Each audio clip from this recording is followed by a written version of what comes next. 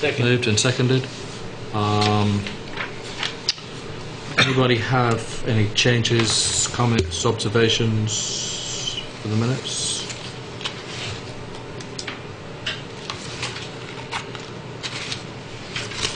Obviously our clerk has done a wonderful job and got them in order. All those in favour? Aye. Those against? Those abstaining? 1, 2, 3, 4, 5, 0, 0. Thank you very much.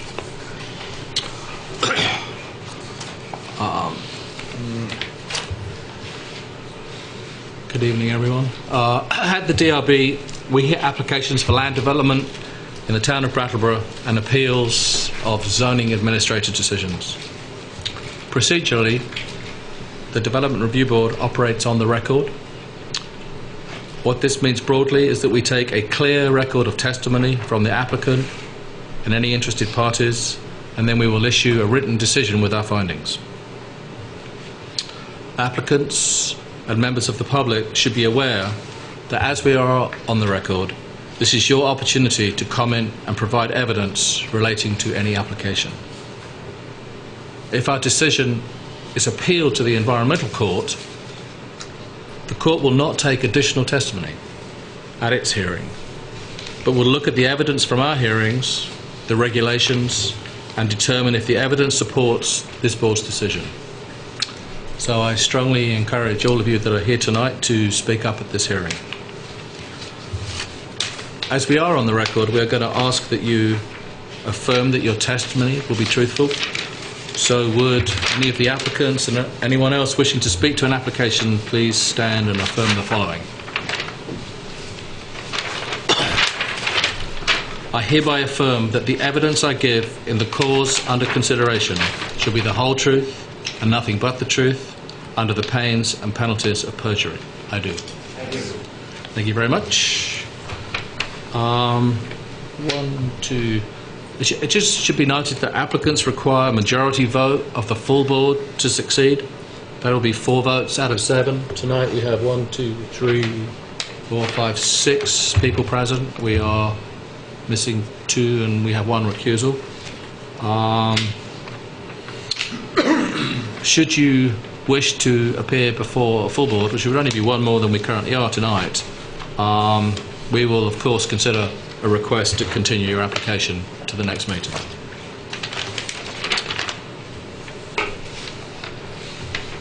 Okay. Brian, has the meeting been properly warned? Yes, it has been properly warned. Are there any conflicts of interest or ex parte communications that any member of the sitting board would like to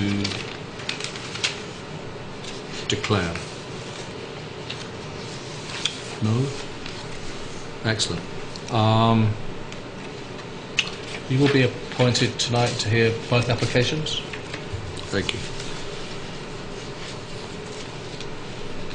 With that, I'll open the public hearing and call application 2012-115, John Brunel for Black Mountain. If you'd like to come forward. Revised the agenda, Sorry. change that around. I think we did revise the agenda, so Oh, we did? the new chapter will come first. Apparently there's been a revision of the agenda. The chair would know last, I suspect. Okay, and in which case I call, I withdraw that call and I'll call application 2012-201, WE90 Technology Drive LLC, a new chapter. Please come forward to the table if you could. Sit at the table. Yeah, please sit down at the table. Yeah. Tell us about your application. My name is Tim Seymour. I'm the Assistant Director of Facilities and Production at New Chapter. I'm here to present you with a parking and lighting improvement project that we're working on. The summary of the project is proposed improvements consist of striping an existing truck parking lot and to provide an additional 40 parking spaces and provide associated exterior lighting for pedestrian safety and security.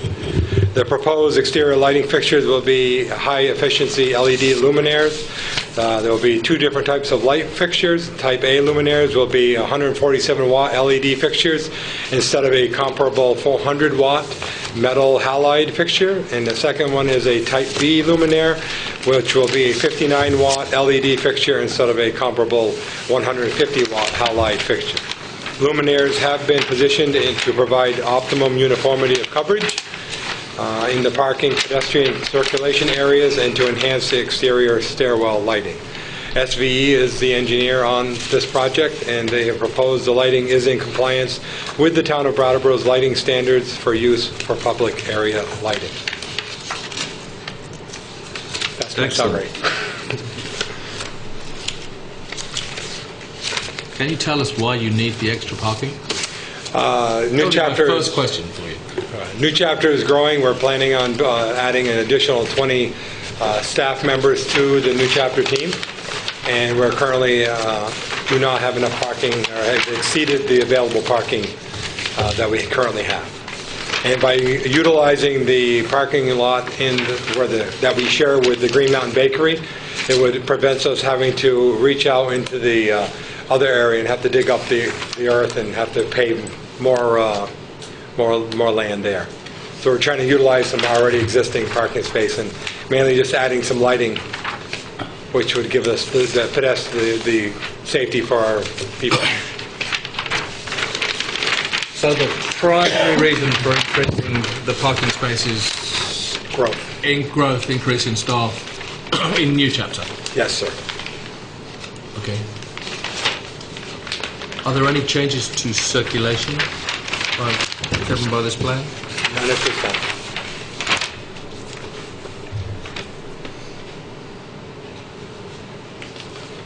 So formerly this space was truck parking.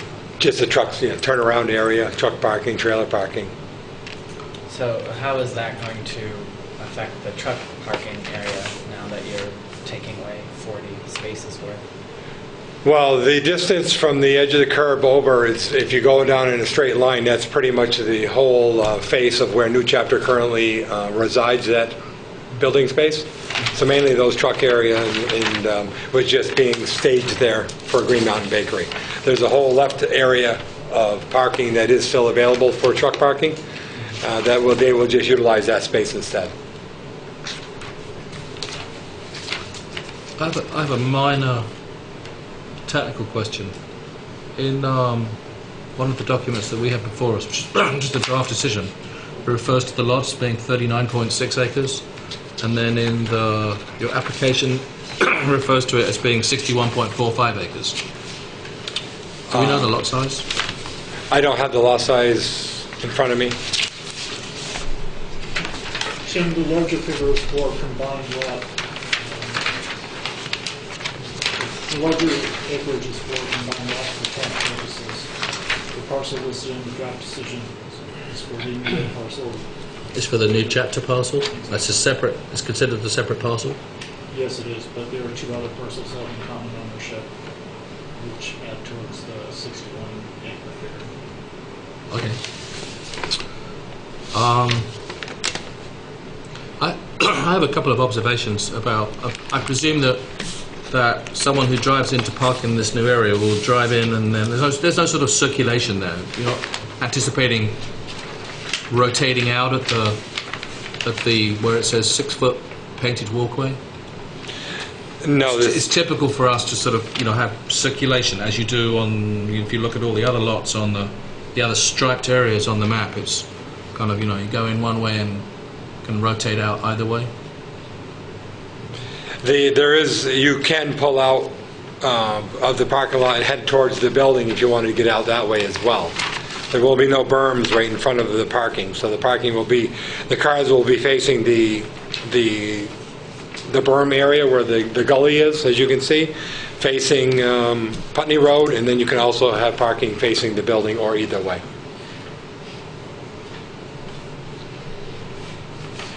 I'm not sure I completely understood that, but when you say the bermed area, Right here, according to my drawing, right here, between this road here. Between the parking and the paved drive, There's an Okay, access the road. berm area. Okay, I'm with you. Okay.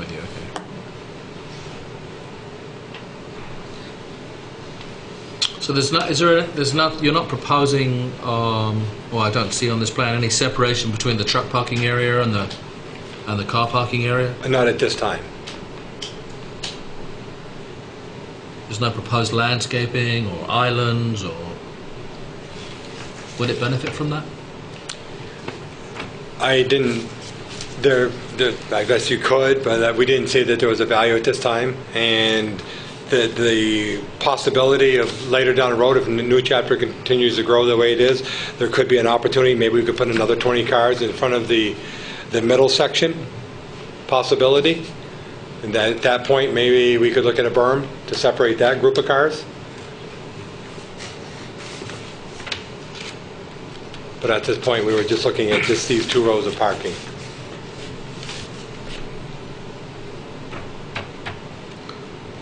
And the 6-foot painted walkway is it's the pathway from this parking area into the building. into the building. And that'll be marked with yellow pinstriping for safety.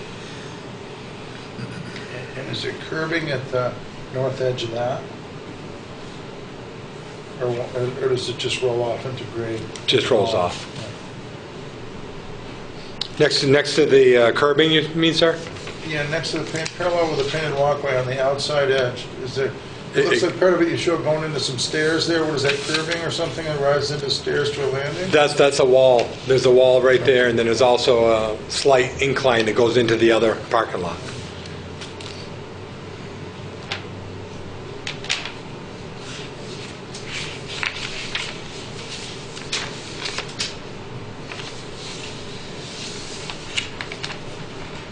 Any further questions from the board? Any member of the public wish to speak to this application?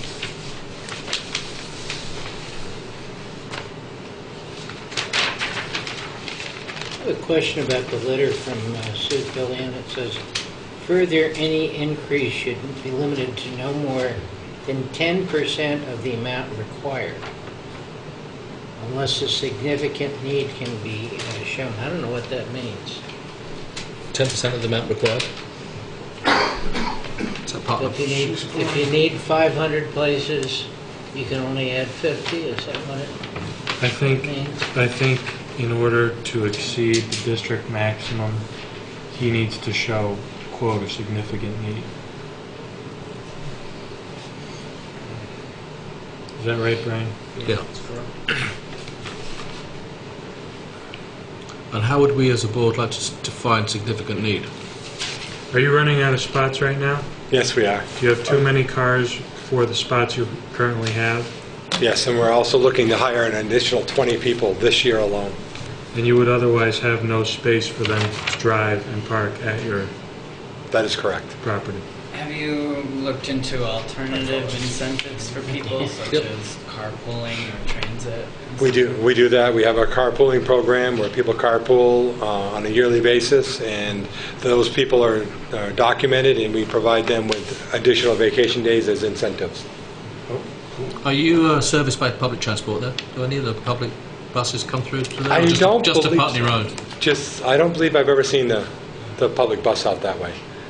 But we encourage, there's at least well over a dozen people that I know right now that carpool on a daily basis.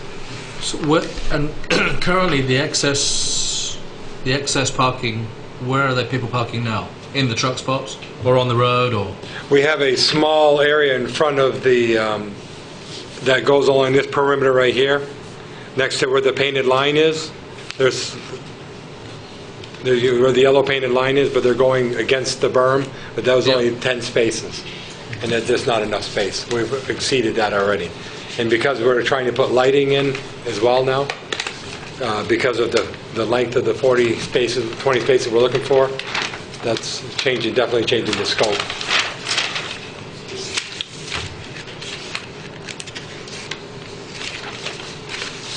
The long-term What is the plan, maximum height of the lighting? Is it curb high or you got pole lighting? It's pole lighting. All pole or? Pole, and there's a combination of pole and there's a type B, which will be next to the building. That'll be 9.5 feet high. in the drawing. And the other lighting will be 20 feet.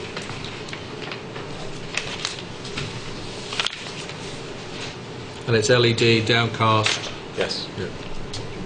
So the one light at the one fixture at the stairway is on a 9-foot pole. Yes, that's correct.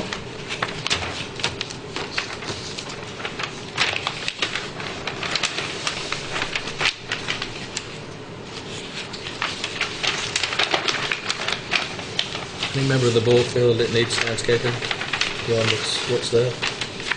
Looks to me like the We've got so-called this here. berm areas. Yeah. To Adequate. my eyes, it looks adequate. Any further questions from the board? Looking for a motion to approve application 2012-201. So moved. Moved and seconded. All those in favour? Aye. Those against? I abstain. 501. Thank you very much. Thank you.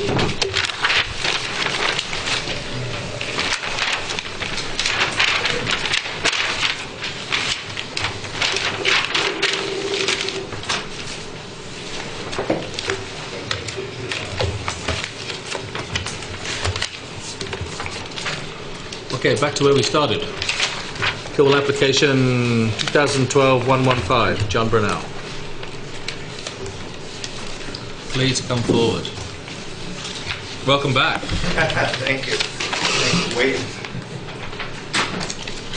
You must have been on a long vacation. Yeah. Uh-oh. A little bit more information than we were short. Promised the package that we bring in tonight. Thank you. I think we got it all.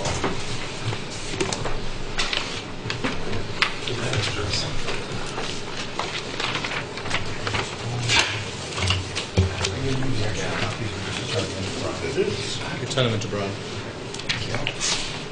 Is that what you have there? Is what this is?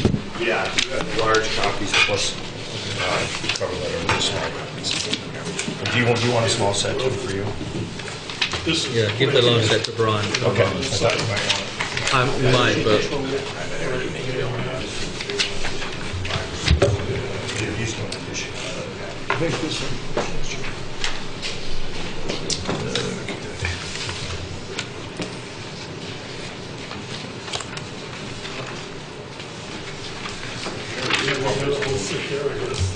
Otherwise, we won't get recorded.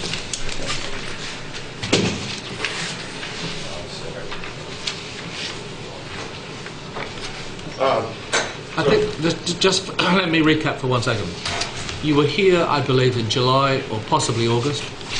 I can't remember whether it was as early as July, and then you came back again. I think we did basically concept review with you at that time and had some suggestions for you. And then you came back maybe August or could have been September for preliminary plat for the PRD. We subsequently asked for additional information, which you are now, and we've continued that hearing from September through to the current time, or the current evening. We asked for some significant information, I think, certainly with regard to actually how the site was going to lay out, the road, the drainage, and so on and so forth, which you're now back with, to all intents and purposes, in front of us. So, just for the board, we're back to sort of considering preliminary plat that we first looked at in September. I note, it may have changed in this, what you've just given us now, I note that there are several changes from that which we were discussing in September, and you probably should cover those too. I mean, the size of the little properties have changed. There's a few bits and pieces that have either shrunk or grown or changed. So if we could cover the whole thing, it would be good. Yep, great.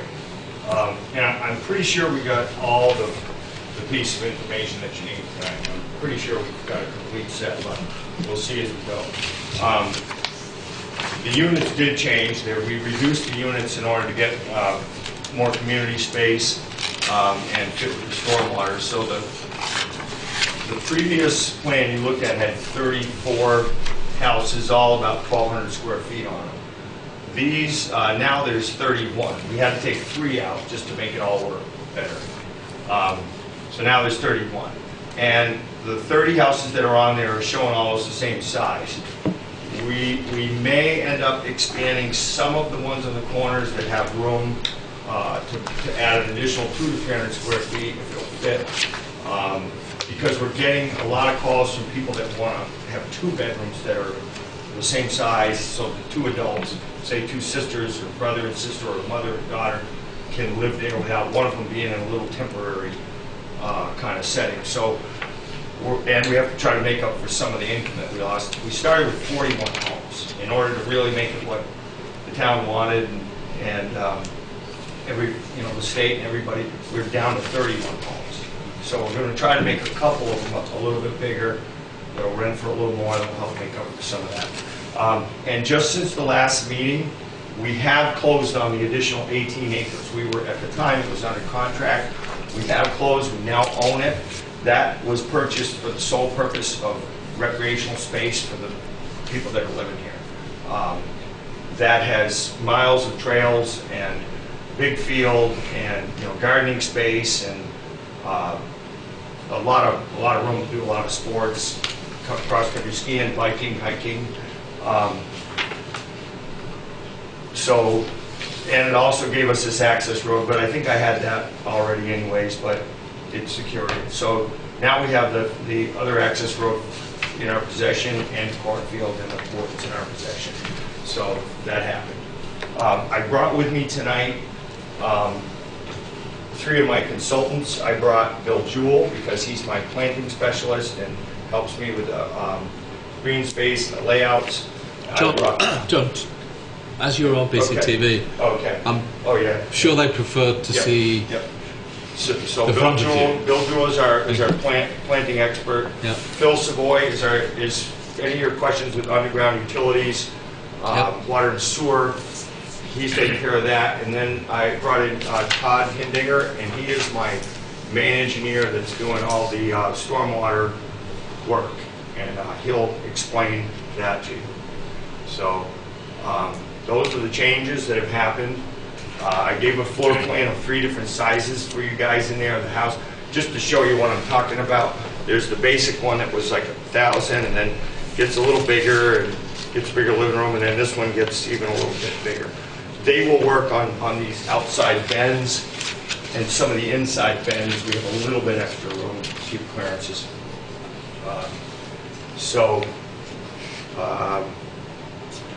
Why don't you guys start with questions, and we'll figure out which one of the 4 of us will answer them. Well, let's just deal with the top page. Okay. And no. So we're 30. We're now down to 30 units. Was it 31? Yeah, 31 because there's still this big one on top for a caretaker or possibly Laurie and I. Okay, so so it's 30 units in the circle, plus 31 being the larger house, would be the 31st unit. Yeah, and then there's also 2 other buildings: a community center with an office and a maintenance shed down here. Which is where? Down here. Which those were on the original plan also. Yep. And at one point in time, you had the size of these properties were all, I think, let's call it 1,000 square feet. Yeah. And now we have somewhere between 1,100 or 1071 and 1,500. Yeah. Have you selected the sites that where the units change, or is that still flexible? It's still flexible because depending on, I can leave some open until I even get a long-term tenant that might want to come in, and they might say, look, we want a bigger living room, but we don't care about this. And so they're going to be, they could be a little flexible on the size of them and the shape. And depending on the call, if I have a lot of call for those kind, then I'll have to build. I can build like I think 9 of them or 10 of them a little bit bigger, maybe even 12. Okay. Now the just to take us back to the September the 17th, the overall topology that we discussed in September the 17th, i.e. the road layout, the circulation, the elevation or the grading that you were talking about proposing when we went through that site visit, if you remember, we came up there and walked around. Yes. There's been no change to those things that we discussed at that point. No. Or has there? No, actually, we're fine tuning it all. And the road is at 8%, but the sidewalk, which we're not obligated by the state or the town to do this, but we're going to make it 88. We're making the 88 conforming to 88. It's Yep. going to have a flat spot every 30 feet. But when you do that, the sidewalk now becomes 7%. Road stays at 8%. So you have to make up that difference somewhere. We have and you'll see it in some of the drawings here, but we have coming up the sidewalk every 100 feet, there's 2 steps. To get around those steps, if you're in a wheelchair, there's a little ramp that goes around a park bench. So every 100 feet, you can sit down and take a rest if you need to, or you can keep going. But that's a way to get that sidewalk to work for ADA, and even if you're in a motorized car or a wheelchair, Skateboard. anything. Yeah, skateboard. Oh! Yeah. Might be able to get 2 jobs. 8% on a skateboard. It's pretty good, isn't it? Sorry, I digress. So. Okay, so there are some, but that's a detail change. What I was really looking for was, you're still gonna take the top off the mountain and put it into the valley, and the road layout is still the same that we looked at until we haven't changed any fundamentals there. No. I mean, we look at the plans, but sometimes there's subtle changes where stuff moves and you don't catch it. So we're still, Actually, there is one thing. The road down into the field is going to change some. It used to go straight down, and now it goes on an old road and then into the field. So that's actually kind of a major change. The rest of it's all adjustment. and that would be the road in the back here, going out. Yes. Yeah. Okay. This doesn't do this anymore. It was a straight shot before. I Yeah, think. yeah. You know what's really good about it? There we go. What's really good about it is it allows me to close this off with trees and dirt, and that's that big valley that looks right down into the highway. When you're coming down the highway, you can look up in, Yep. and noise comes right up, even the view. But all that's going to be closed right off now because we don't need that road to cut down through there. It really was and it's a great place for us to put the fill, which we had planned on. We were just going to keep the road cutting down and diagonally across like this, which was going to require us to leave that opening right up through there. So this way we get to close that off. Is there somewhere in here? Is there notification of where the fill is moving to? We have a fill plan here somewhere, or I haven't got to that. We will. Yeah, Okay. yeah. We're going to Let's let just- Todd explain all the Okay. cut and fill. Let's just go back to the changes then. So Yeah. the community centre increased in size too.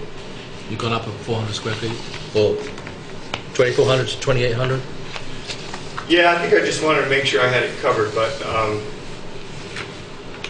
because I'm thinking maybe the community, the one room may need to seat a few more people. So I haven't dialed that in exactly, but it's laid out like that. But it's just a little bit bigger than. Yeah. You're thinking it should be a little bit I'm bigger thinking than. it might need to be a little bit bigger. Yeah. Okay.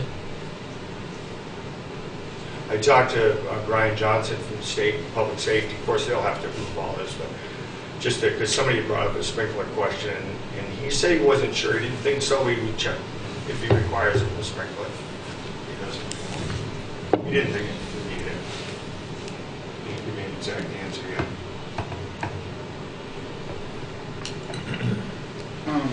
I have one question, and I'm coming into this late, but I think I've read up and caught up on most of it. And this may have been asked in an earlier meeting, but is there any consideration given to putting in a bench or something so that if people are waiting down at Black Mountain Road for transit, they'll have a place to wait for that? Yeah, good question. We're pretty sure the bus is going to come up in at the top, to come up with the community center. But we own property, and down at the bottom of the sidewalk, if they're not going to come up, we are absolutely going to put probably a heated lit, little enclosure or something down there, so that it doesn't even have to be enclosed. It can just be a roof with a heater on it or something, so that they can stand there. But I don't think it's going to be the case. The bus company said they'll come up and pick them up at the community center. I think pay a small fee or something. My son's been in touch with them. Okay. Talk a little bit while we're on page 1 here. It looks like there's some sort of fencing, or Yeah. this is not Yeah. not now all open space in the middle here. No, it never was, and I really want to put that fencing in there because one of the big things with the people that we interviewed for this, and we interviewed a lot of seniors, they like the privacy and the thought of having their own private area, but a community area also, and the conventional way to have a private yard is to have a backyard that you can't see into and some privacy back there, and that's one of the selling points of the community. And I really think that's important. I think people need to be able to go in their backyard. If you have an event back here with 200 people, they're going to be looking right into the back patios of every single person and whatever they got back there and whatever they're doing, and these people like privacy. I've actually built a couple of homes in the last year for seniors, and they all ask me to fence in their backyards and their patios, so for privacy. There's over a half an acre. Is that a stockade fence or something? Well, I'll probably do something with a combination of plants and then maybe partly vinyl type stockade, attractive fence, and then maybe some more solid plants and then some fence, something like that, or just a solid fence and then plants on the front of them to break it up. So it's not like you're stuck in this, corral. So this sort of becomes a little internal garden or internal. It's more than that. So it's a half an acre. It's like 2/3 of a football field in there. It's a big space, and it's way more than 30 people would need to have any kind of a park or recreational picnic type stuff. The town plan calls for open space, and they're trying to stop sprawl. And I mean, if this isn't stopping sprawl, I don't know what is. This is 34 acres with all these houses in one little spot. It's perfect for maintenance, perfect for the town. It's in the area that the town's looking for this kind of thing, and I think that's what the town means by open space. I think they mean all this left for recreation and green. Sure, there could be a space for recreation, but there's a big area in the front here for field sports or bird viewing, any of that. You've got all this in here. There's multiple little insets in here with benches. All of the trails. I think we've got that community space, recreational space covered. We've dropped from 41 to 31 houses and bought an extra 18 acres. It is reserved just for that. So the maintenance, you'll continue to own all the land? Yeah, Okay, and you will be maintaining the roads and stuff, or what? Yes, Lori and I will own it. And we've been landlords since 1978, and so we know all about it. We own 6 buildings now that we take care of, and we have a construction company. We're going to take care of all the maintenance on it. Suppose a few of the residents there decide they want to have a shuffleboard court. What would they do? There's 2 of them going in that area Oh, here. okay. Yep, we've got that covered. Place to go, Dr. John. Yeah. Just remind me again. I think either the original concept discussions or maybe the first preliminary plat meeting, we discussed the fact that you intended in the long run for the town to adopt these roads. Yeah, that's correct, and we're actually building them to town specs, even over town specs, and I have been up to see Gary. I gave him a full set of drawings of the road and the elevations.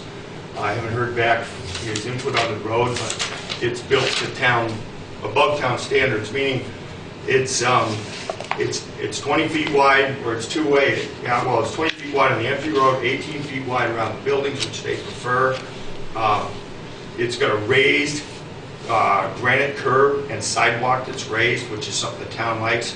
On one side only, which the town prefers, and then have the water sheet off the other side.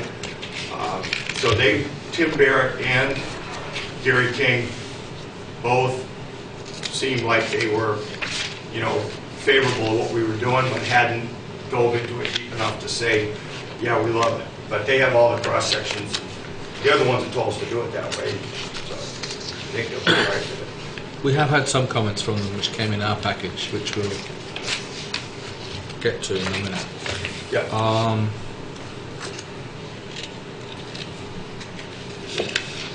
If I turn to page 2, my page 2, I appear to have lighting. Yeah. Correct.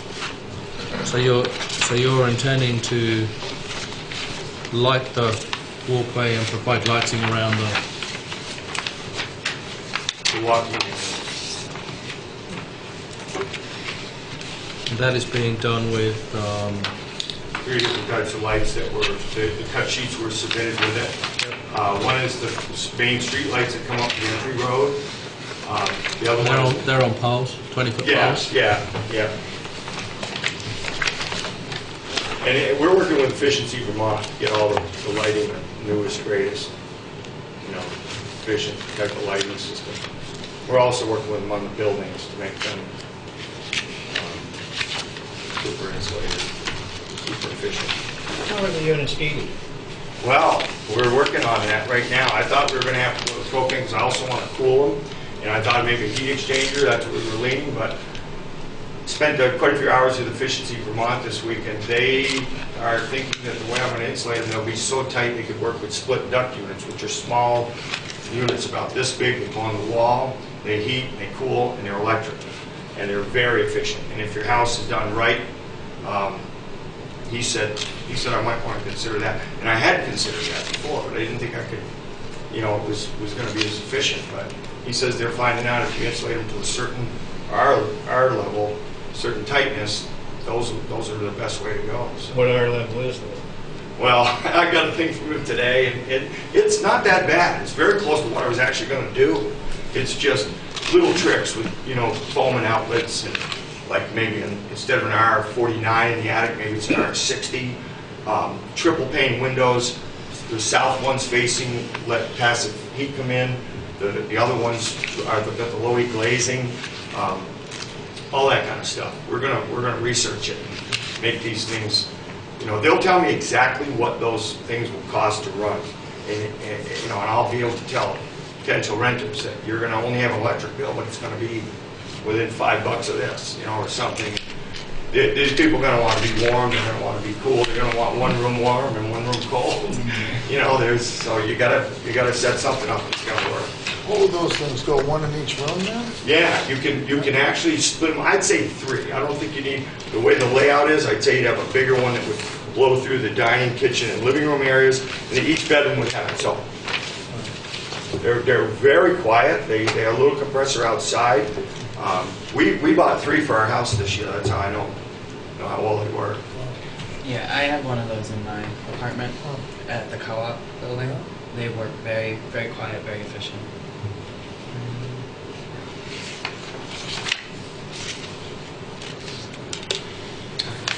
So let's talk about the road, the grade of the road coming in is what, 8%? It's between 7 and 8%. Yep. And where do we flatten out?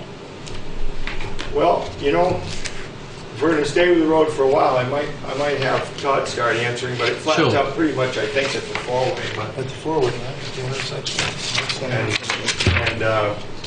But I think maybe if we're going to stick with that for a minute, we might get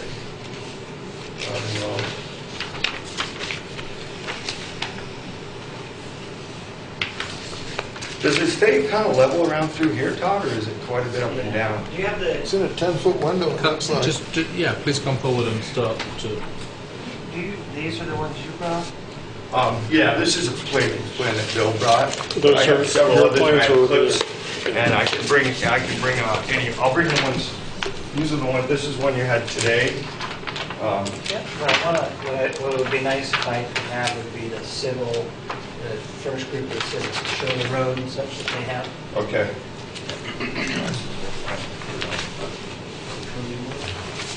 He wants that civil set. Red colored set. He printed it for me today. So I'm going to today. I'll use the copy of it. So once you go look at your Is it the ES3 one? No, it's a civil, it'd be civil 4.0, 5.0. Oh, here's 4.0. Oh, civil.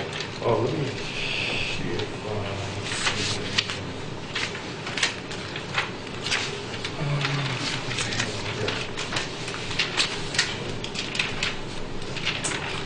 okay, there. Yeah, I got them. That's the first one. These were top fills. Fills. Old ones. Yeah.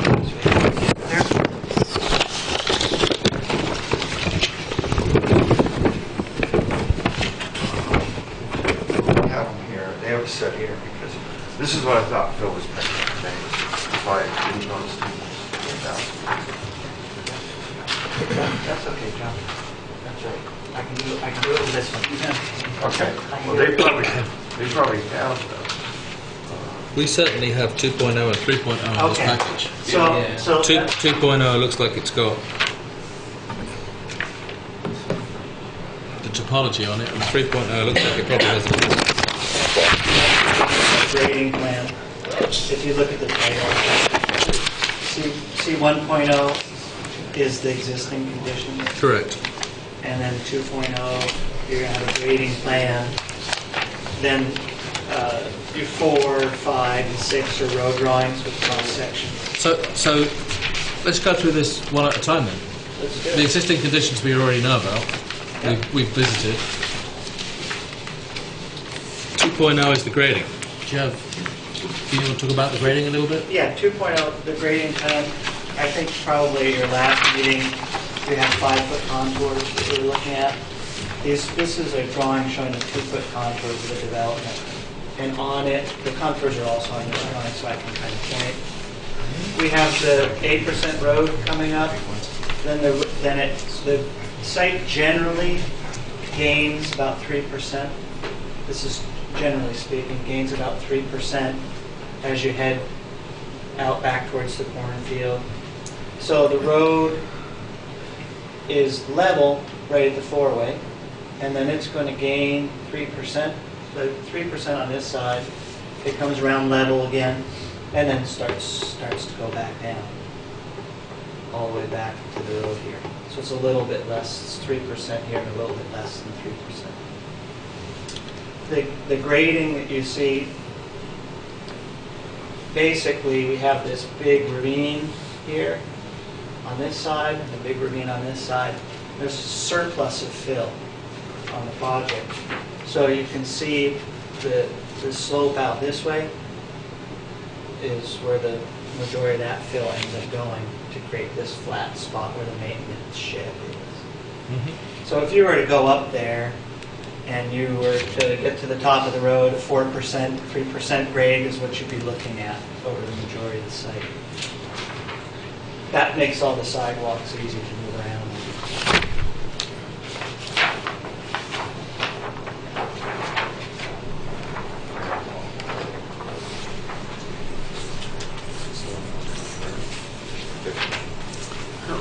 That's the clips.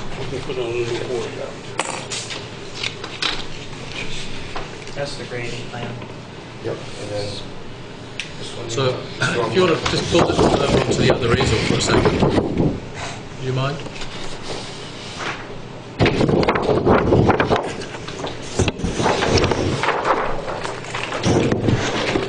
Hey, Bill, Yes? just so that you know, you remember being up on this side of the table.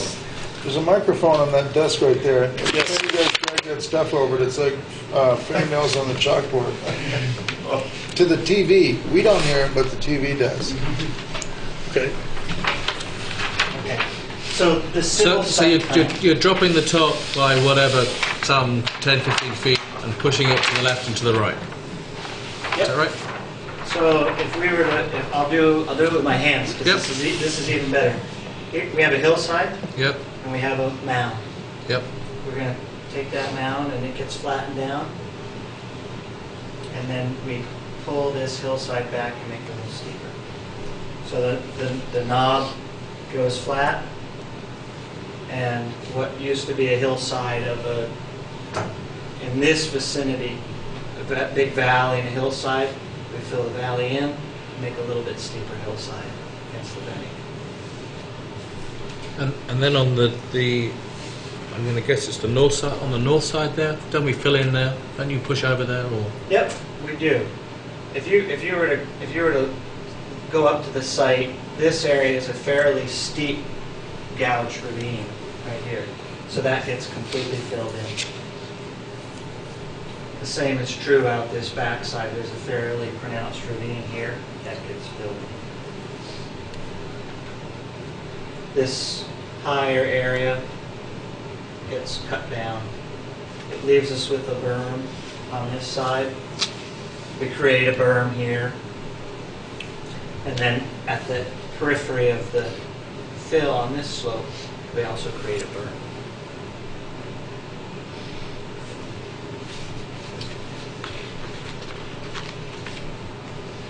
My memory of our site visit there, when we were on the top, was that this was certainly dropping away from us towards the east, is it? And so we're going to take the top down sufficiently to allow for a berm on that side, or we're pushing the top out to create a berm on that side? Point to Here, on the highway side. the highway side. Yeah. So If we stood on the top, we had a clear view out. if you go to the house that is there. Yep. You were at the house that's there, the main house with the garage at the highest point. That site would be, the house would be removed. The ground gets lower and lower and lower. As you do that, the hillside would look like this with the house. We take this and we lower it, lower it, lower it. This hillside stays here. We lower it, lower it. So the ground is actually going to go beneath that bank. So the east side, or the side you're talking about against the road, there'll be a retaining wall so that we can lower the site past that. So the sound from the highway will go right over that berm. So on this drawing here, you say you talk about a retaining wall. Is that? There will be on the civil drawing, there'll be an orange line all the way along there. And that's retaining earth that's going to stay. How high is that wall? This is about 6 feet. So it's a 6 foot high concrete.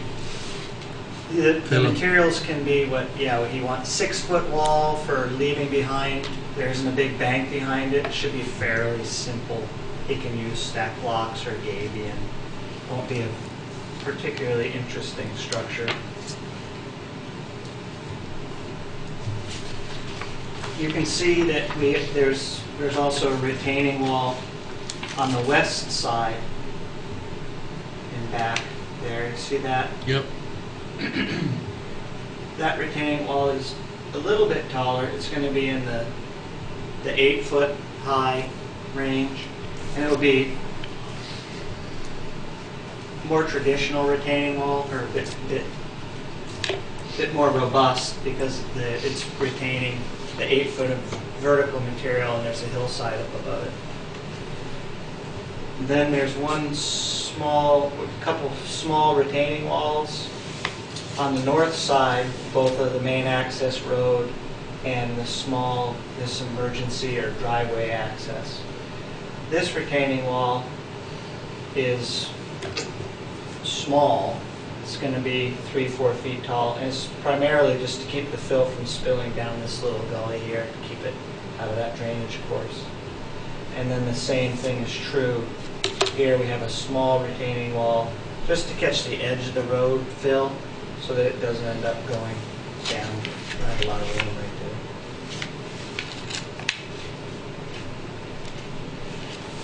there. On this drawing, you're showing what I presume to be a number of stormwater retention ponds. 3. Pond A, Pond B, and Pond C.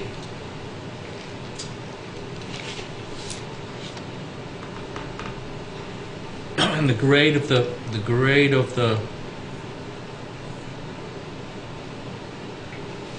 site is such that the water will naturally drain to those ponds, or you're architecting it to drain to those ponds? Yeah, there's a substantial amount of grading to make that happen. Right now, if you look at if you were to go to that site, or you can look at the existing conditions plan, what you see is the water now runs off in 3 directions. It goes, if you were to stand at that house that you went to on your site visit, there's a gully that runs out to the cornfield. Yep. There's a gully that runs out to the north. That's the real steep ravine. And then then there's sheet flow over the rest of them. But the majority of the water from this area runs across like this and then splits into this the beginnings of the culvert here, and then off to the highway. So the pond selections that you see, what we're trying to do is mimic the natural conditions to some extent so that it will have the same 3 discharge points in that vicinity. So Pond C kind of sits on top of where the water used to go out. Pond A sits on top of what used to be the gully.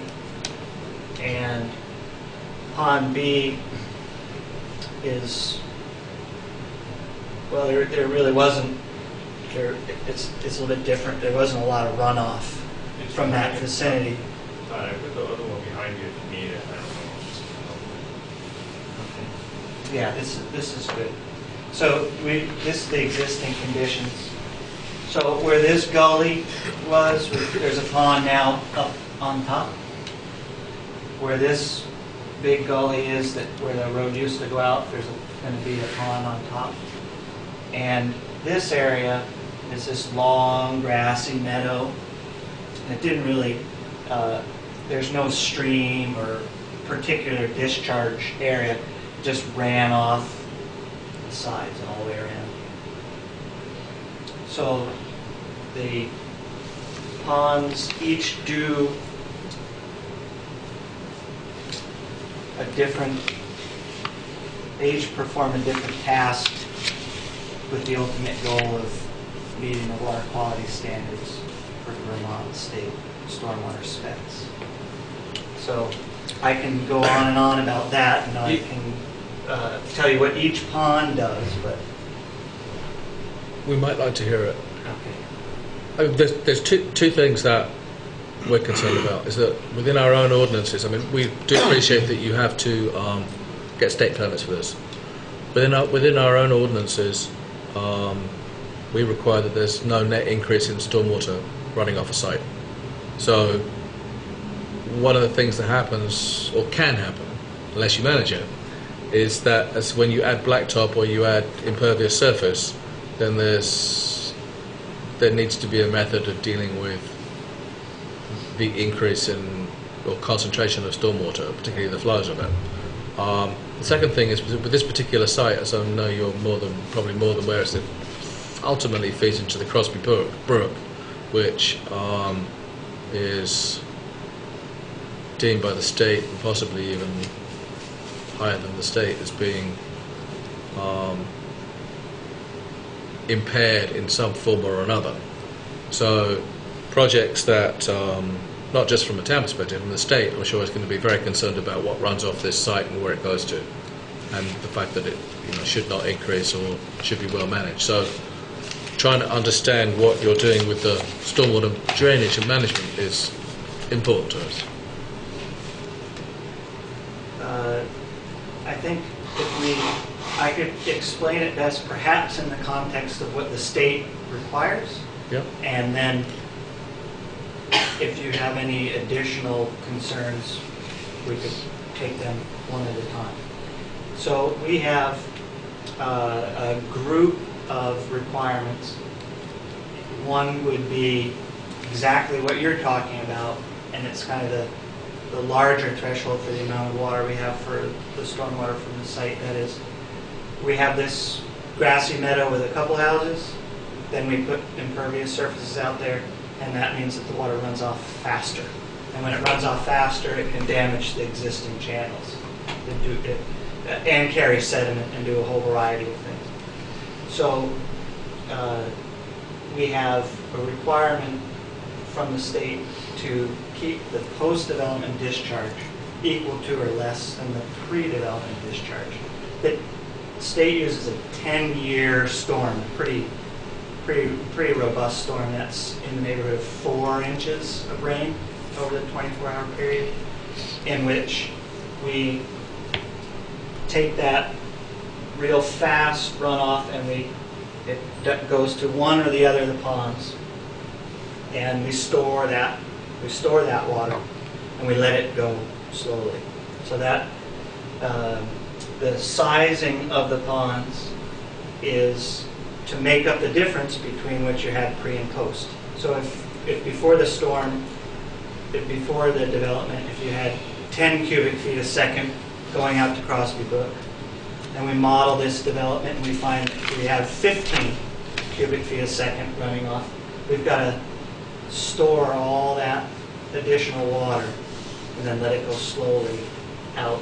So these ponds in your stormwater plan, we label them Pond A, Pond B as low flow. They have an orifice in there. They have a structure that lets out just a little bit of water. So the pond fills up, and there's an 1.5 inch hole, this teeny tiny hole that goes out a culvert out over the bank, and it lets out just a little bit of water over a 12-hour period, because this is Crosby Brook is a cold water habitat, so we don't want to take that water and let it sit out in the sun for 4 days and warm it all up.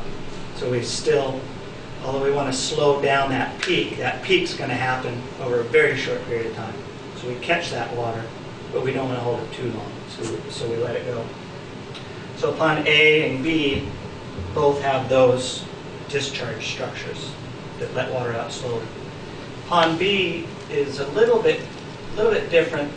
Well, it's a lot different, but it provides that same function. When that storm comes, it stores that water. The difference in Pond B is that it's an infiltration basin, so nothing comes out. And that leads probably to the next part of what the Stormwater Management Division requires, and that's a certain amount of recharge of the rainfall that falls on the site has to be infiltrated back into the soil to keep the groundwater tables consistent.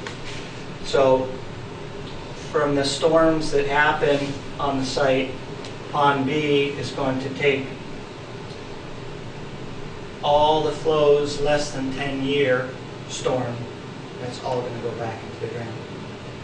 It only has a spillway for emergency, those storms larger than 10 years.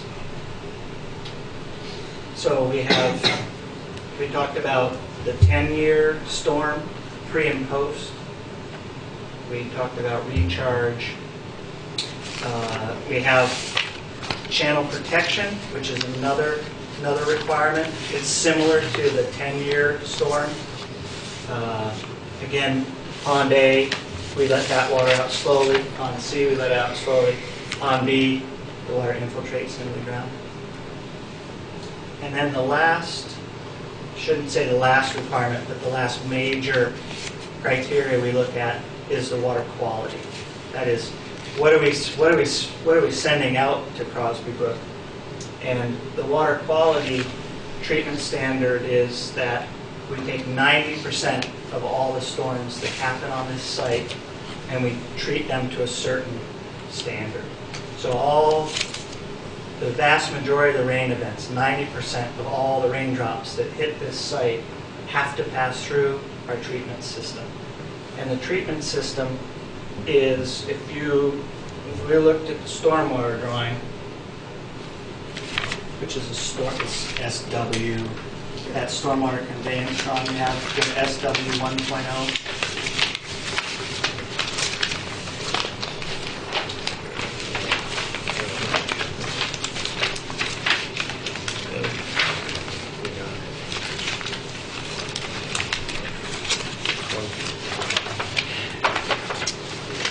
1.3. You have 1.3, okay, there's a reason for that.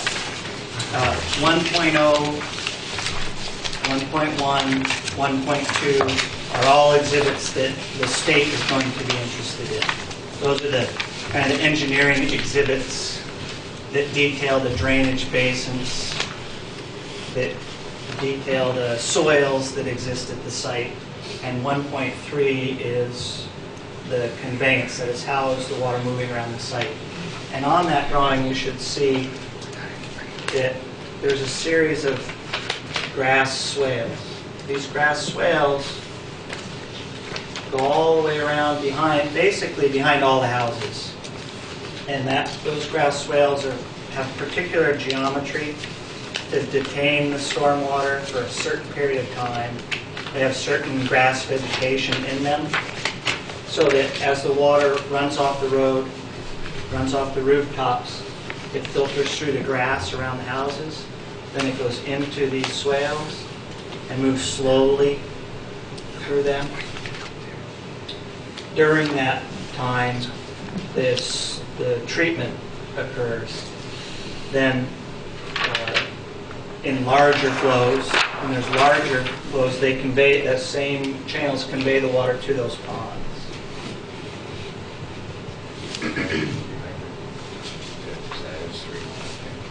Oh yeah, there we go.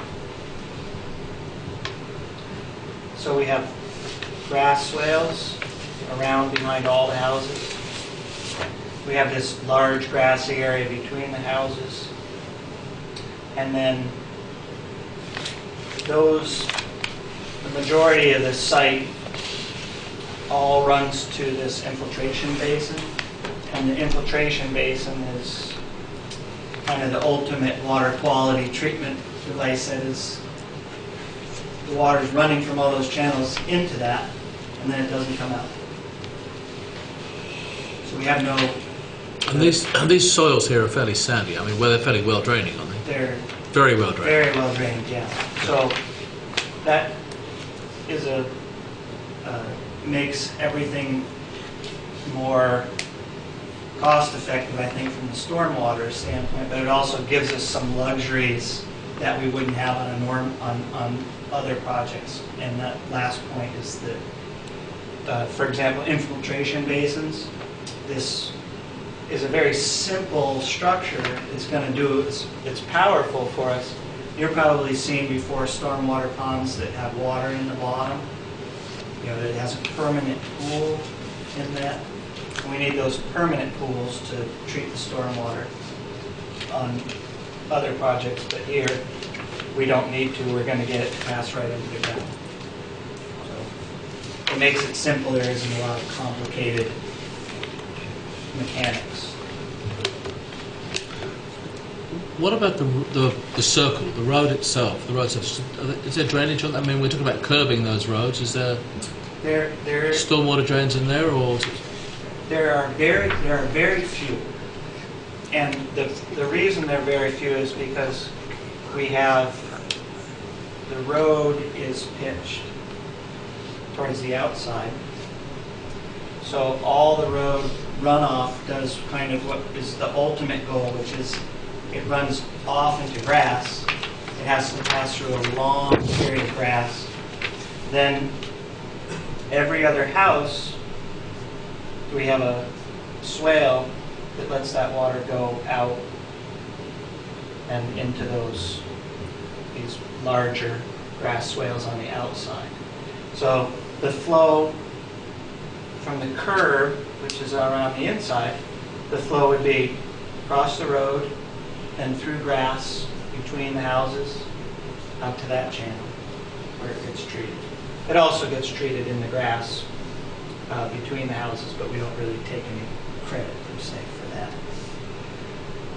The stormwater that's associated with the houses on the inside, that passes through the grass first. Then it goes through two catch basins. Those catch basins are labeled in the circle there, and goes to our infiltration basin. So on 90% of the storm events, all the water from this whole inside doesn't even leave the site. That's true for the water quality storm, the 1-year storm, and the 10-year storm.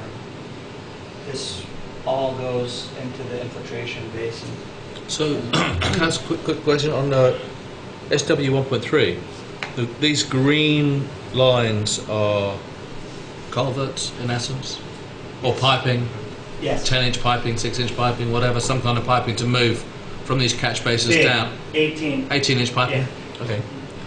And then you said that the road has what I would call a reverse camber. So it's not that Yeah. much of a racetrack, really. No, it would be a terrible Racetrack. It would be. Exactly correct. Yeah, okay. And what we are trying to do is with a crown road. Crown road is a great road until you put a curb against one side Yep. of it, and then winter comes and you plow and you fill your little grates up with snow and ice, and then still keeps melting and raining, and there's your beautiful catch basin plugged full. So the water just ponds up right to the ground and runs off the other side. So the way we've graded this site, we've eliminated, maybe 20 catch basins on the whole project, just by letting gravity do. So from a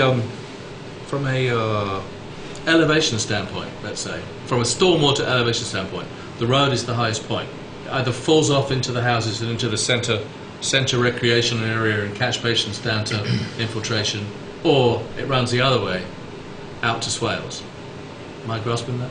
I think that's pretty Fair. It's pretty fair. The road around the loop all goes out. Yep. It all goes out. In its entirety. The sidewalk, from the sidewalk in, all goes to the infiltration basin. The road all goes out. It's outslope. So the sidewalk is on the high side. Yeah, the sidewalk is on the high side. Obviously. And up inside. Okay. Yeah, the sidewalk is, let's call that the watershed. Yes. Okay. It can go out the sidewalk, it can go either way. We have a nice grassy area next to it on both sides. Talk a little bit about the 8% grade road where we're coming into the site. We've now dealt with the ring, and I completely get that. What about how does the water drain off or run off that road? So the road is graded.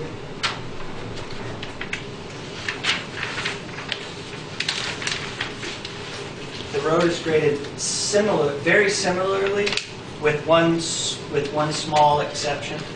That is, the road is outslope, which actually kind of is helpful here because this is your racetrack where people actually have some speed. They're going to be, we would call it super elevation when the car's moving quickly. It's going to be leaning out, so when the cars come in, that's working. Then we leave that same 2% slope. So it's just like driving on the highway. You drive on the highway, there's 2 lanes. They both drain off to one side. The difference is the traffic's coming this way, down the hill. So the water runs off the road, a little shoulder, and then through grass. Every 113 feet, we have this little, it's a grass dry swale, and becomes this very, very small ponded area, similar to the infiltration basin, except that it will have a pipe that comes out. So we have to. So the pipe comes out and goes back under the road? No, the pipe's going to come out and go over the bank. And it's going to go over the bank with this crystal clear water because it's passed through these. So they're trapping all the sediment, hopefully. All of it. Yeah. Nothing can get by them because they're grass filtering area. Then there's stone underneath them. Then there's a pipe, kind of like a curtain drain around a house. It's the same idea. The water has to pass through them. And then the in the event that they were to overflow for those storms, again, bigger than 10 years, there'll be a level sprayer out the back. So the idea is, I mean, traditionally what we would have done is taken this great big ditch and run it 500 feet down the road and then shot it out.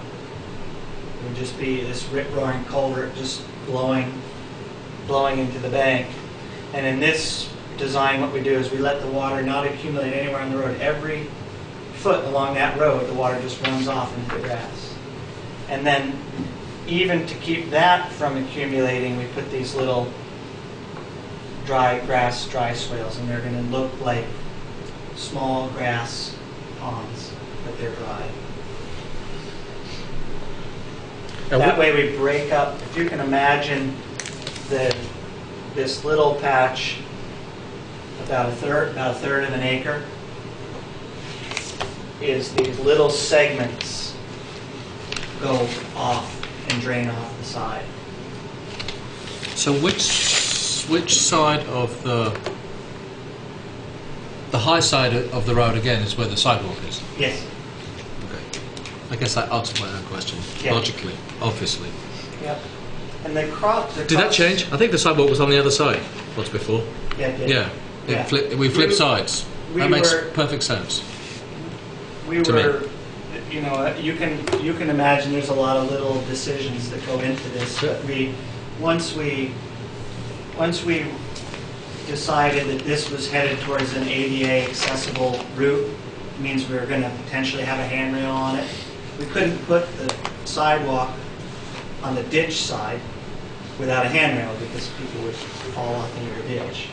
So this sidewalk's going to have a handrail on it. That lets us put it on the ditch side, which works much better for the road because now we don't have a series of catch basins all the way down.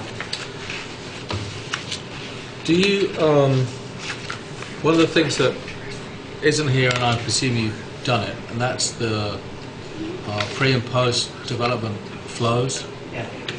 I guess you've done that for the state, and maybe that's sheet 1, sheet 2, and it's just not here. Yeah. So we would like to see that come into evidence here, so that we've got your engineering assessment of the pre-flow and then the post-flow. Yeah.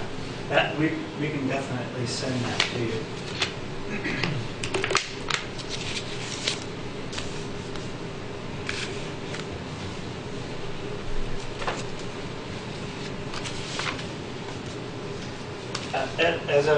The last thing I want to add, just because every rule that we've made so far, there is one little section, this intersection kind of breaks those rules. That is, we can't take a road and tip it out and have everybody coming at it from 4 directions.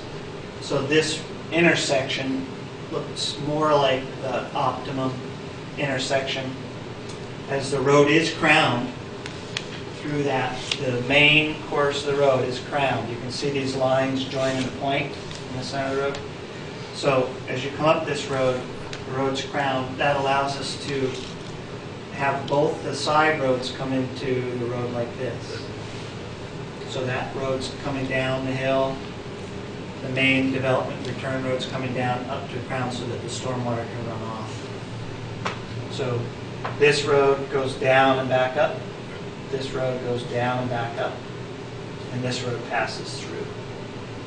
Does that make sense? Yep. And the little access road up here, this is a traditionally crowned road.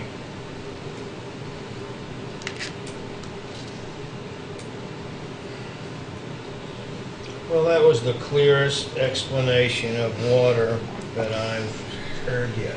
Good, good. It's good, isn't it, Smith? In fact, the Mr. Rogers of water.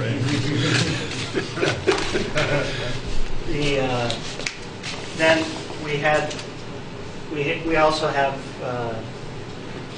kind of how the process works is it's hard to know whether the chicken comes first or the egg. We have to stop moving earth. That is, we have to establish a grading plan before we can finalize these. The last pieces are the stormwater details And then this is an erosion control, the sediment, erosion prevention sediment control plan. That's what you got a copy of tonight.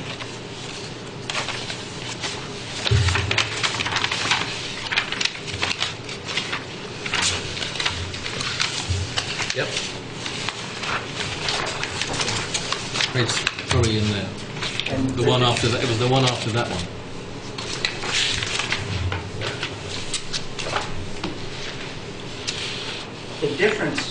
the difference between, it's all stormwater, right? This is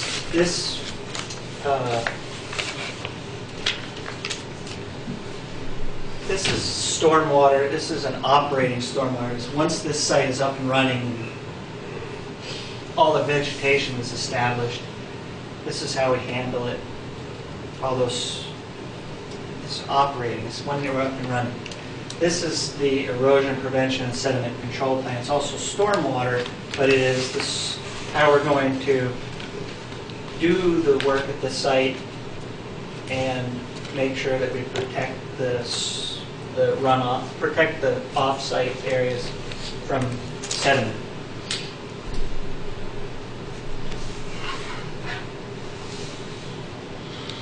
So for the most part, if I'm to read this and just assess this very briefly, it looks like you have several fences to prevent water running down into the.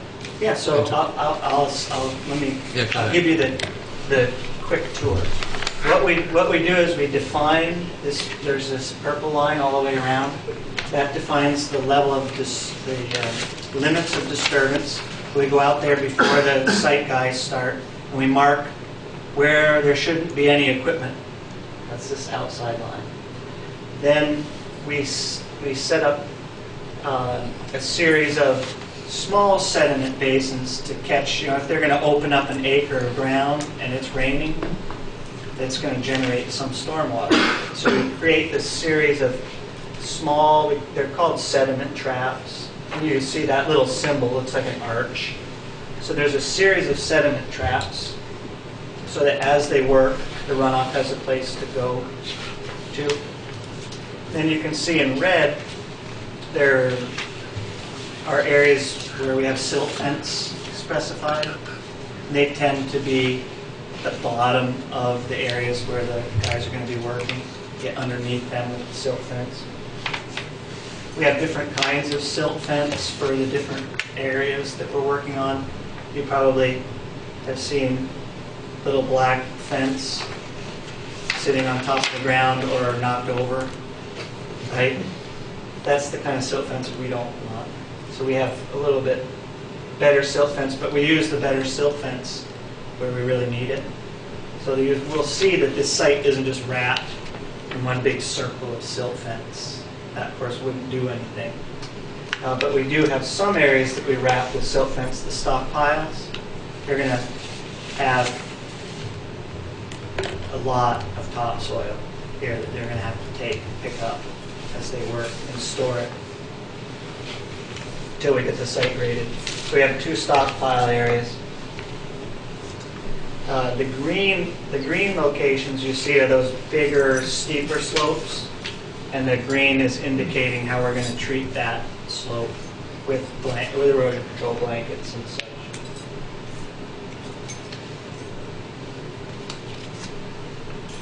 The sheets, there's some staging on here, and it's not maybe the most interesting feature, but they're going to be moving a lot of earth here, what would be a lot of earth. And so we have some, where there's critical areas that they're going to work, we have some staging set up. So you see in the little orange, there's some staging as you can imagine earthwork contractor wanting to start at the bottom and just start going, and then you'd be looking at this great big open hillside with only one way for the water to get out the road. So there's some phasing in there. And then the details, the sheets that follow, are the majority of the details, the best management practices we call them, that the site work guys would need to have in place out there during construction. This package also requires a permit. This was a moderate risk site, so we do have to get a permit from the state. They're going to review these plans. Can you just tell me, I think I asked this question earlier, we have excess earth, soil, substance on this site, which we're going to move out to, we're pushing it left, we're pushing it right, or north and south, or east and west, whatever it is, and then a portion of it's going out into that cornfield, am I correct? There's nothing going in the cornfield. Everything, the project is all planned to stop the fill before we get to prime ag soils. So if you look at this, if you look at carefully at all our plans, we have this delineation of the cornfield. Yep. And the permanent fill all stops before that. That's kind of how we decided how far we could come, was by stopping before that. And then there's the realization just during the construction phase that we will need to put a swale across the cornfield just at the very bottom, but then we have a note on there to put that back. So let me re-ask the question so I understand it. So we're pushing soils into the gully, we're pushing soils into the south of it, none of it, so to the extent of it would be in the cornfield direction is this line here? Yeah, right here. This is a big valley right now. Any Okay. extra fill, we got to go right there. But the cornfield's way down here. We never reached the cornfield. Okay. Prime ag soils, I'm not even touching any of that. Okay. It's just that big gully where you can like look down through from Yep. where you're standing. So you're going to fill the gully Yeah. and you'll berm it up Yeah. as high as you need to get rid of the excess. Yep. It's a kind of. That's right. I would agree with that. Yep. I hate people that agree with me easily. It's It's worrying. When you keep you've been mentioning surplus. Yes, well, Right? We're careful about that because as much as we would like to have a perfect model of exactly how much we have coming and going, yeah. the project is generally planned with the limits that you see of us having some to spare. That's the goal. So we're not just going to keep going and throwing this stuff away forever. But we should be coming up pretty close to ending up with a little bit of a surplus. Okay, so if I can rephrase it another way. So the excavation and cutting and moving and adjusting, pretty much to the best of your intent, remains on site. You're not trucking out hundreds of thousands of yards of soil, and you're not Balance cut and fill. Sorry, We're trying to balance the cut and fill. you're balancing it within the Yes. within the site. Would that be Yeah, there may with be a little some- bit of surplus? There is going to be some surplus, hopefully. You know, as I told John, we want to put the surplus that we have. It's tempting to come up with ideas for it, but really the target would be to end up with none. But we don't want to show the finished slopes with a net of 0, because then we'd end up buying fill. It compacts a little tighter than it is. Yeah. So if you think you're going to have a little left over, you usually don't. So we're planning for a little left over. That's- 'cause it'll probably be And then you won't perfect. have any left over. Probably not going to have any left over. But what the note on here says with this embankment is the fill in this area is, you know, the position of that slope will vary a little bit depending on Right.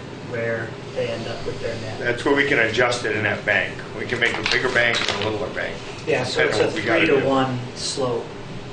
This is a 3-to-1 slope down here. Yeah, so it's fairly conservative, 3-to-1 slope is a fairly conservative slope.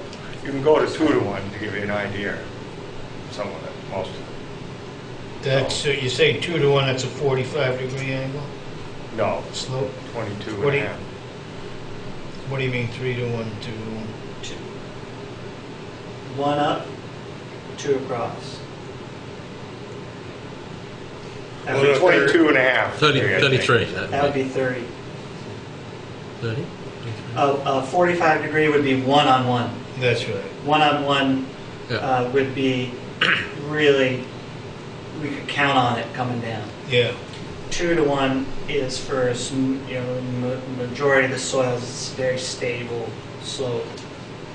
3 to 1 is a slope that's really conservative, but it also is a lot easier to establish vegetation on. 3 to 1, 2 to 1, it's going to be hard to, it's going to be expensive for them to get the vegetation established on. 3 to 1, it isn't. All right. And somewhere, although I don't see it as a vegetation stabilization plan for those areas, for that area. Yeah. Yep. I mean, I see what I assume is some sort of vegetation information on here. No, our. But this area is going to be trees and shrubs and grass, or just let it run wild or whatever.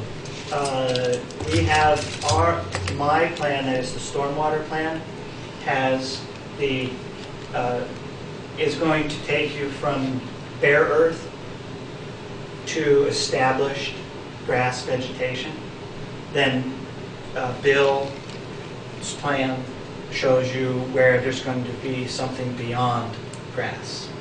So these slope treatments and such, the stabilization of this, is all on the plans that you have in front of you, those 3 sheets. Then if there are areas that are going to continue or mature into forest, those are shown on the landscaping plan. Is that sound right? Yep. For example, this plan here is going to say you can't put any trees in our stormwater basin. It just says a few simple things like that. But the vast majority of this site can be planted as Bill sees fit.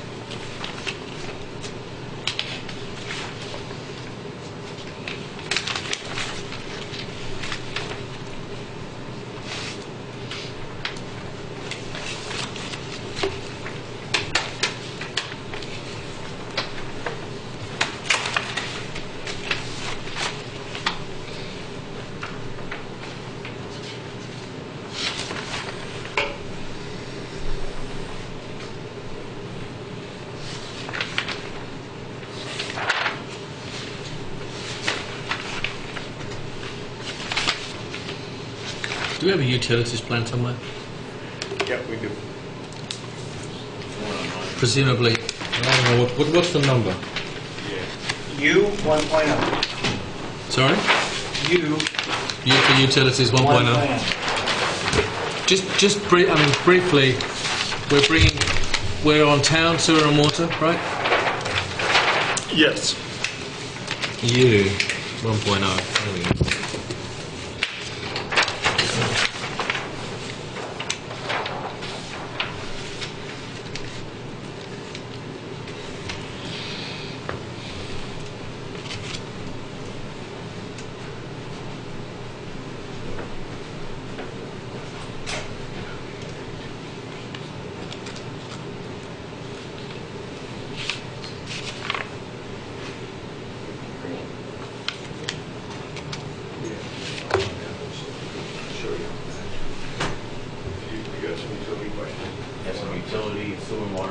Yes, please. Yes, town, water, and sewer. And we met with the town a couple of times, and so we're trying to design it, the water and sewer systems to the town specification. So if that at some point going to be taken over by the town, it would be their requirements, like the roads. At this point, we know we have adequate. We know we have adequate slope to get down to these sewer systems. A couple of factors we're not sure of yet is, of course, as of this meeting, it looks like we might actually have nailed down the amount of houses. And we want to incorporate the elevation plans of the sewer and water and bounce them against the rest of the utility plans. And we didn't get that on yet. Because we had to make sure that the stormwater plan, which is that's the #1 driving factor in the whole project, really. Once we get the stormwater to work, everything else comes after that. So now that we know where stormwater systems are going. We're going to incorporate the sewer and water lines and utilities all in the same program to make sure we have no interferences. And one of the last things about it, right now we're planning on going to the pump station up the street. We have gravity to that station. Gary was pretty sure that this was going to be changed before we did this, before this project was under construction. So we may actually, it may be changed to a gravity system bored under the highway, and in that case we would just tap into a regular gravity sewer main at the bottom of the driveway. We've got the details on the sheets for going either way. So that is a change that the town is proposing with that pump station? Yes. Or maybe proposing? Yeah. They were pretty confident that it was going to happen soon. Like this spring. 2013. Yeah, and that had nothing to do with this project. Sure. You know, and it really doesn't make a lot of difference. It'll save us, you know, tearing up a little road. You know, make it easier, a shorter run, but we can deal with it either way. We have gravity both ways. So, and the water main, of course, runs there. Besides the water main. What's the number on that chart there? That's WW 1.0. Okay. 1.0. Is that the latest one, John?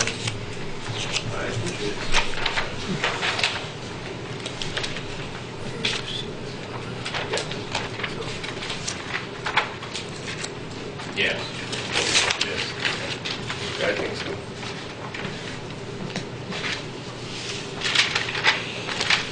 And the sewer and water, of course, is a WW permit with the state water supply and wastewater permit.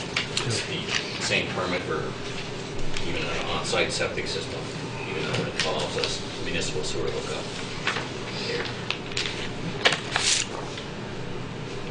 And the state requires everything designed to state and national plumbing codes, which is basically what the town uses. And you talked with Verizon and Yeah. they seem good to... Yeah, with that underground pole that's going out to the cell tower. Yeah. Yeah, they said no problem. We can shut it down 6 hours at a time, and we can bury it. We can do whatever. And I actually got it in writing from when I actually got a thing from them, said they'll work with us, and they don't care where we put it as long as we get it through there.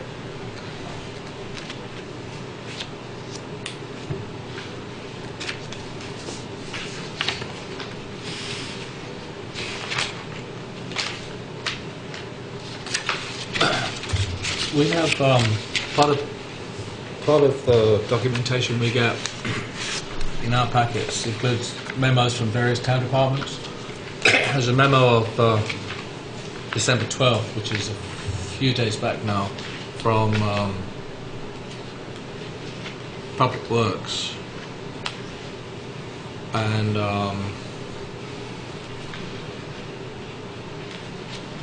to all intents and purposes, they are saying they don't have enough information to approve the plan one way or another. Yeah, John actually spoke with them, and I think what it has to do with the elevation drawings aren't complete because we want to incorporate them in the master plan. It's a couple things. See these, the lines show they go right through the fire hydrants? Well, they don't actually go through the fire hydrants, they stop and tee off. Maybe they are in this plan, but Gary King just said that when you incorporate these into the CAD drawings and you get your exact elevations and you get your real final plan, he wants a copy. He said what he's got here doesn't, a couple little details aren't shown, and I said, well, we don't want to spend thousands of dollars getting this really accurate plan here. Then they make us change the stormwater, and none of that's good. We're going to start back over. So you do the concept, you get them to agree, yeah, we need 2 fire hydrants, yep, that's how it goes, we want 2 valves there. Gary told me all of this, and that we set it up to Gary's liking, and then he just said, okay. He called me and he said, well, they don't really show it on here, so I can't really say this works. I said, well, just tell them, it's not complete, but when you get the complete set, but it's to what they want. It's just not detailed enough for them. And at this point, we don't want to detail them until we get the Act 250 confirms this stormwater plan that we got is exactly the elevations they want. Once you change something, you gotta change it all, so. And we do actually have, all the details are on there for Yeah. the hydrants and the connections that the town requires. They're in the detail sheets. Right, Gary said, everything's there and everything's good. And it wasn't possible to see at this scale either. So that would come with a final plan as a larger scale of these areas that the town requires, it, which they obviously want to see it.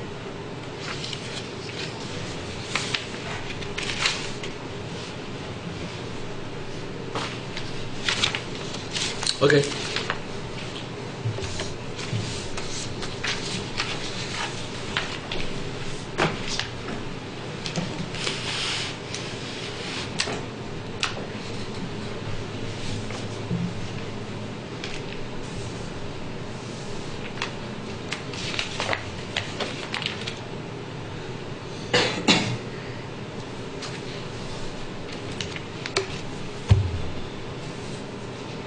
Bill, you want to tell us how wonderful it's going to look?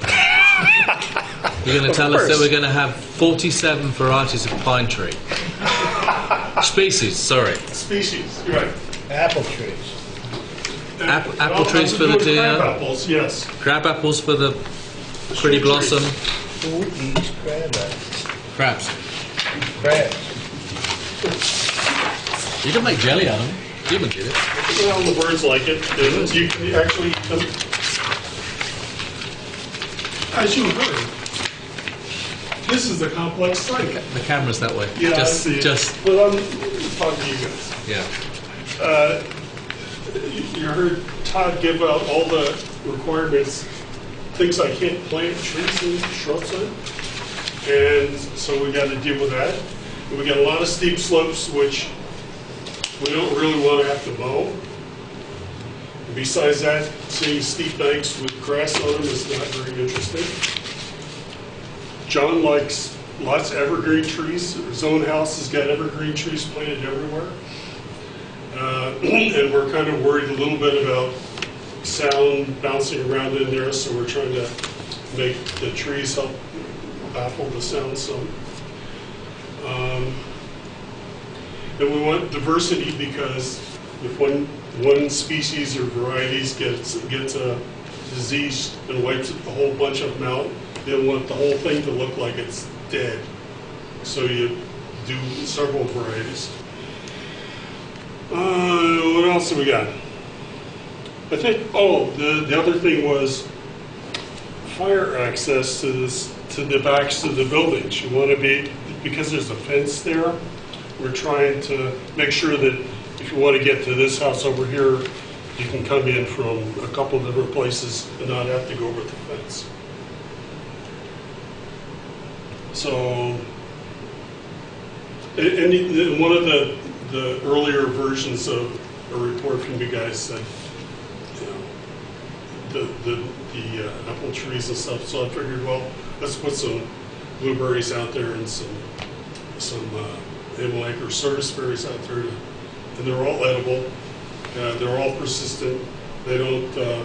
When they go underground, they won't get in your way of your walker or your wheelchair. So you gotta have all that kind of stuff doing there. So, with that in mind, we have a variety of low, maybe to 6. I can't remember the names of stuff when I need to do that. There's dogwoods, which are the CS guys. There are two kinds of dogwood. One is yellowish, one is red stem, so you got multi colors in the wintertime and in the spring. Maybe we should start with the outside. The outside is evergreen. All of this is reforestation. Part of the problem with reforestation is we need to have grass in these places where these mini treatment sessions are, and it gives an opportunity to relieve the monotony of all these evergreens. There are 3 or 4 varieties in the mix. Again, different sizes, so it all gives you, if there's the hemlocks, for example, get really, they'll die off.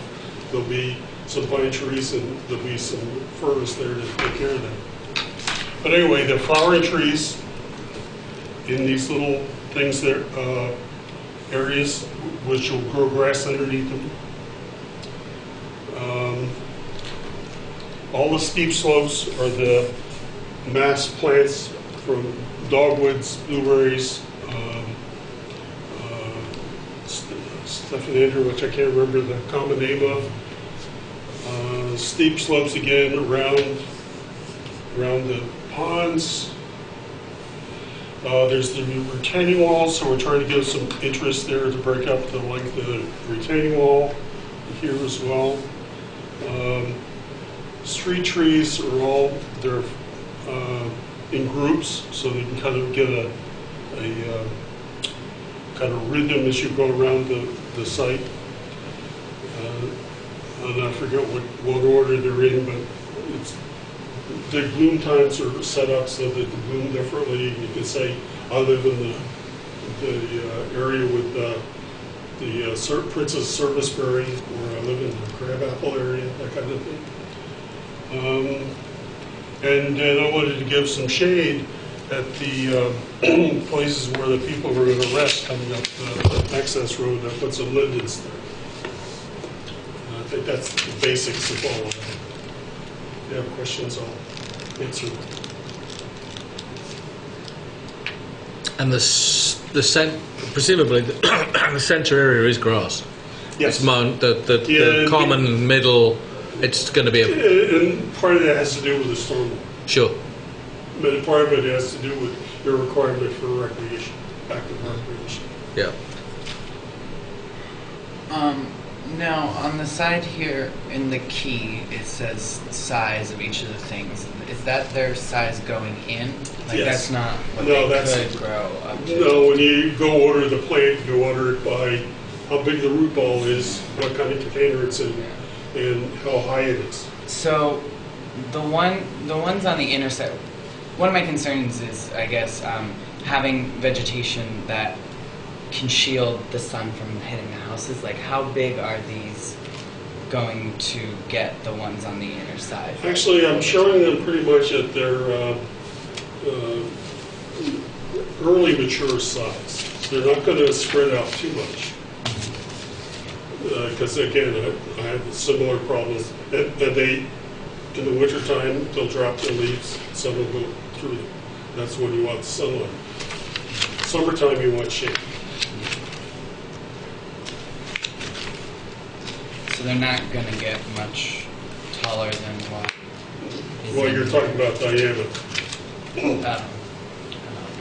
So the spread of the branches is not going to be more than about 25 feet. The lindens might be a little bigger than that when they're, certainly the hemlocks and the firs and all those guys get to be, 35, 40 feet. Yeah, the ones around the edges. Yes. Yeah, I was just concerned with what the trees on the inside circle are going to look like. Like, are those just, because, are they just going to be little tiny skinny trees, or are they going to actually grow and look like They're trees? street trees. But they're small street trees. Yeah, okay. That they're going to have some substance to You're not going to be like, a maple or an oak that's going to have 50-foot branches.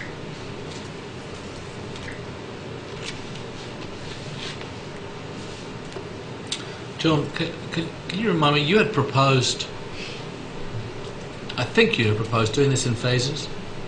But I don't think I can do it anymore like that. I think it's changed. I think what I want to do is, start it, and I'm probably going to bring in a company with some big equipment with GPS ratings and laser levels, and they'll come in and do the majority of the dirt work as fast as possible. Then I'm going to have to put the sidewalk in, the road in complete. I'm not going to be able to do like part road and 2 or 3 houses. I can't do it with stormwater management. I can't. It's not the way to do it. I'm set up where I can go in now, do it all, get the road in there, get the sidewalk in.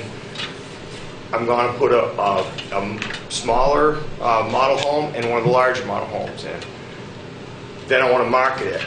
and do all 30, or I'll be marketing along the way. I imagine we're just going to do all 30 houses immediately. I'm already getting to the point where I think we're going to fill up before we even get to that point. I got a lot of people that are just waiting, and so I don't think it's going to be done in phases anymore. I think I'm in a position financially and where we're at so far that we can keep on going. So Yeah, partly why I asked was clearly most of the infrastructure has to go in. If you're putting power in, if you're putting sewer in, you're doing it. It's more to do with things like the landscaping in terms of planting. It's, you know, if you don't really want to plant until you've done the construction. So, you know, it would be nice to see the planting go in at a, you know, we don't end up with half of it looking like a contractor's site and the other half with like 5 or 6 nice trees in it because Bill came by and put them in. No, I think the way that Todd's going to help me set up is where we come in and we do all that infrastructure and we just leave like a 2% pitch grade of like lawn area until we actually build the house. We can put all the outside, you know, structural landscaping together, but then each house will be graded and built as you go along. But you know, There is another caveat here, is that when they readjust the utilities and the power lines and the grading for whatever the stormwater people are going to want, these trees are probably going to move around. Sure. but I see what you mean, and I don't want to have trees with a 1-inch diameter, and then as you go around the thing, they got a 3-inch diameter because they were 3 years earlier or anything. That's not going to happen. It'll be. In fact, today I talked to concrete people about putting all the slabs in right when they do the sidewalks. So, you know, there's a good chance it's all going to be happening pretty fast. I don't think it's going to take a long time to get this thing done. And this plan that we got here from, I don't know, today, or maybe we had it before, L 2.1, that's the current landscaping plan. That's what I see there pretty much.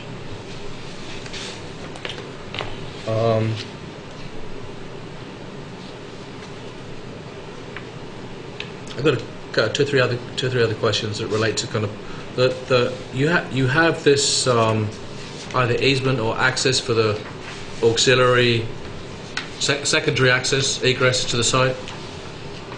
That's in place.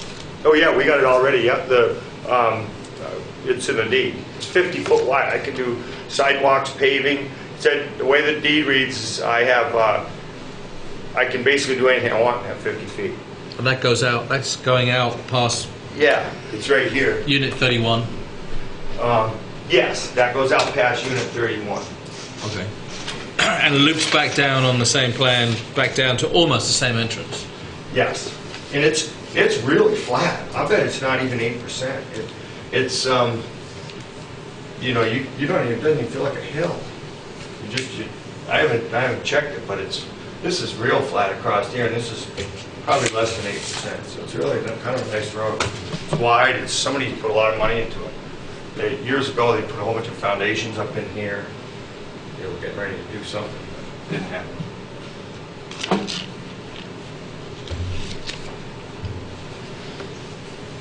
There was a couple of additional comments from the planning department. One of them was to do with natural heritage. Apparently, this part of this area has. Yeah, the plants on the natural heritage list are on other properties to the north and to the west. Okay. And we got a guy that's going to go out and look around, see if there's anything on this site, but we don't think so.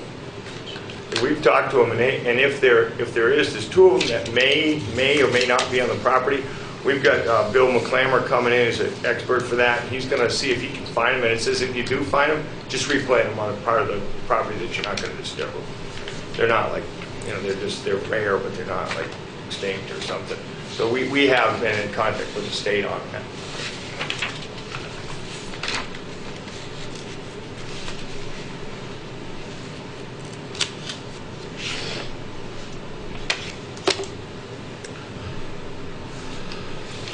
Any questions from the board? Joe? Do you want to put that trail thing to rest? You talked about that before? What's that? Peter Gaskill and that group were trying to propose a trail. Didn't you have? Oh, some yeah, I don't want information to about even that? talk about that at this point. I got so many things I got going. I guess some people from the West River Trail want to know if we'll give them permission to come up the side of 91. I mean, I've walked it. It's very steep, but there are hikers that can do it. And then across the cornfield and out around somewhere. And I don't even want to think about that now. One of my big promotions of this is the safety and the seclusion. You got the 91, you got an unpassable back, and 700 acres to the other field. There's no way in but up the main place. I don't know if I really want to get hundreds of people walking through the backyards of these people with dogs at 5 o'clock in the morning and dark, and you know, I'm not sure. That's something I got to think about in the future. It shouldn't have anything to do with what It we're was doing. it was just in our. Yeah. Another note from them was in the bottom stuff. Yeah, they got, contacted me and I said, you know, we'll talk about it later. We got enough on our plate right now to just get this passed. I got, you know, yeah, so. To come up from the trail down? Yeah, it goes in a Rail. ridge. Insane. Yeah, the old rail Steep trail. slope down from the West River up the bank of. I don't know what's involved. Yeah, I don't, you'd almost need an elevator for most folks to do that. But you have a trail. You're planning walking paths or whatever it is. They're already there. All For the out residents, yes. for the For our residents. residents, yeah, they go all through the woods. They're level, they're Yep. nice. They're, yeah. Are they on this plan? No, they're not Yeah, detailed. yeah, oh Are yeah. they?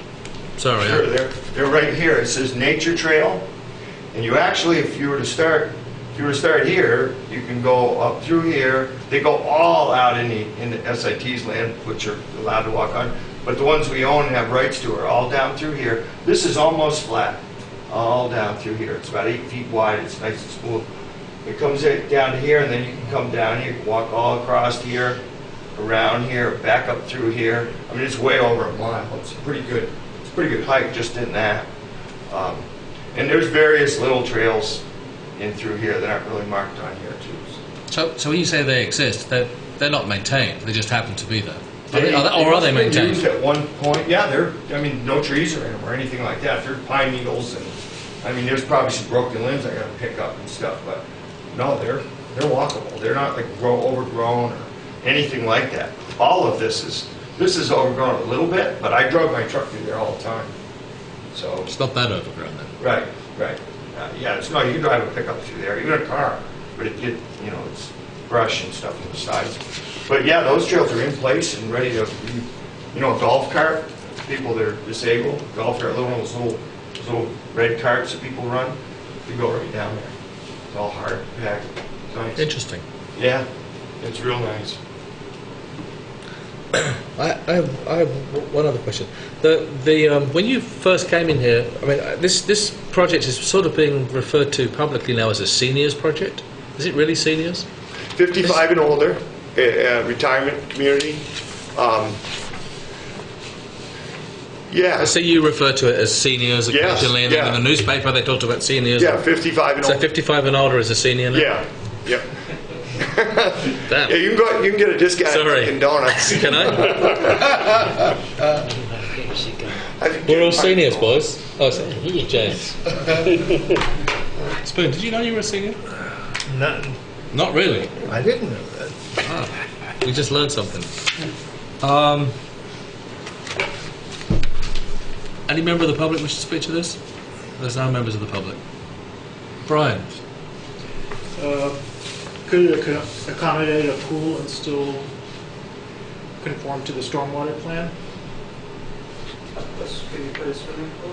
Yeah, say behind the community house.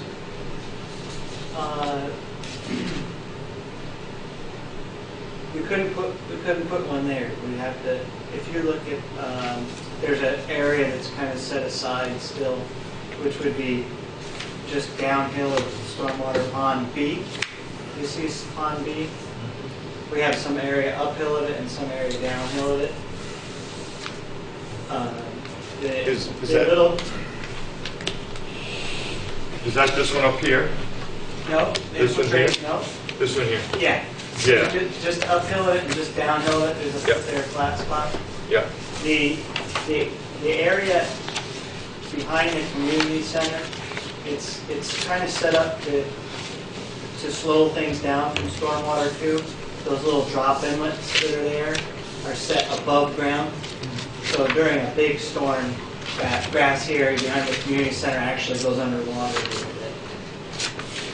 So, But, and that pool is, I've been asked about that, and I'm not sure. I have to ask the people as we get closer if it's something that they want, but there is some room by the maintenance shed here. We're gonna put big propane tanks that we may not need.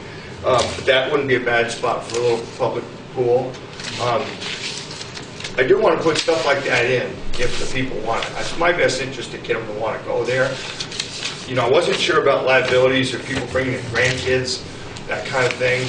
That got me a little bit nervous, but maybe. And just a couple other quick things. Are you planning this to allow for photovoltaics in future? Excuse me? Are you setting up the houses so they can have photovoltaics in future? Yeah, actually, we are talking to solar people and seeing if we can incorporate some solar. It's not really a smart move right now, but maybe for the lights or for the community center or something to do something with solar. But they can have it for sure because it's right out there in the sun. And they can have small ones on the roof. You know, in order to get one that really runs, you know, some of the stuff we need, you'd have to have something as big as this room almost. It's quite they haven't quite dialed it in yet, but we are talking to them. We have a couple companies working on this. So. And then if you do use gas for heating or anything else on site, have you considered talking to people who are supplying natural gas instead? We haven't yet, Brian, but we're going to research it. We're going to talk to Coda and 2 or 3 other companies in town. You know, Fleming's has already talked some interest in Tyler Electric, and we're going to try to use local people for most all this stuff. But they're going to come up with some suggestions, but Efficiency Vermont is going to guide us through it. And yeah, we'll see what they come up with.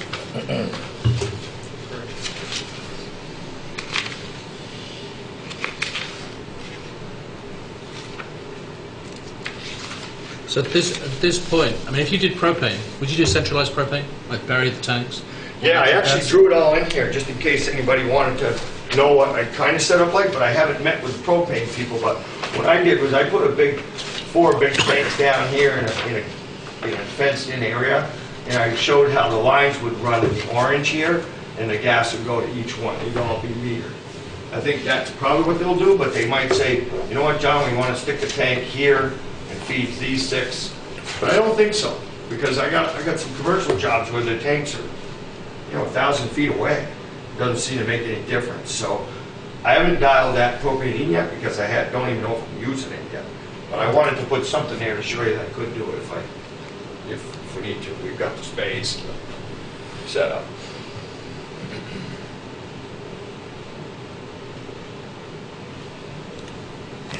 Does you mind if I talk to Brian for a second? Brian, today let me just clarify this, maybe for the board. We've got preliminary plat for a PRD, right? Local Act 250, that's before us today. Yep. Site plan approval. I think that would be the final stage. It was warned for site plan approval. Site plan approval, yes. Sorry? It has been for site plan.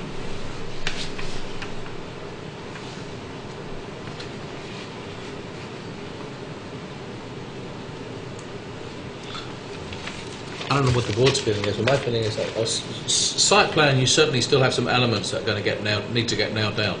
And we would take the final site plan, I think, to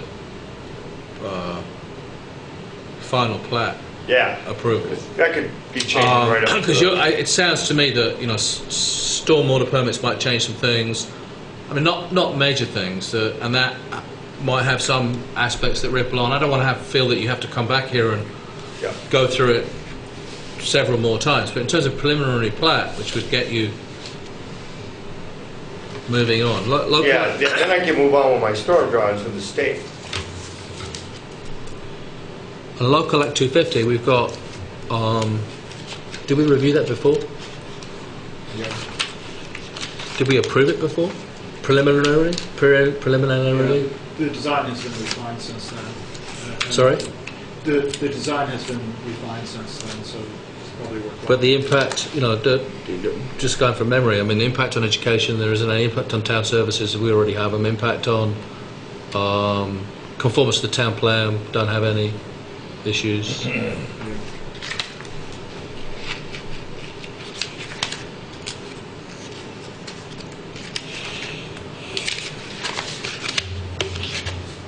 Does the board have any other questions before we can move ahead with it?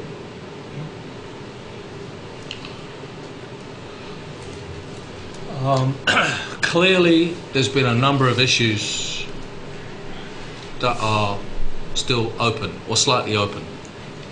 And with those, and I can't list them all because I can't now recall them all, but stormwater being one of them, maybe the town in terms of its utilities being another, tidying that up. Certainly possible changes to landscaping and minor changes to site layout, which we can condition into this.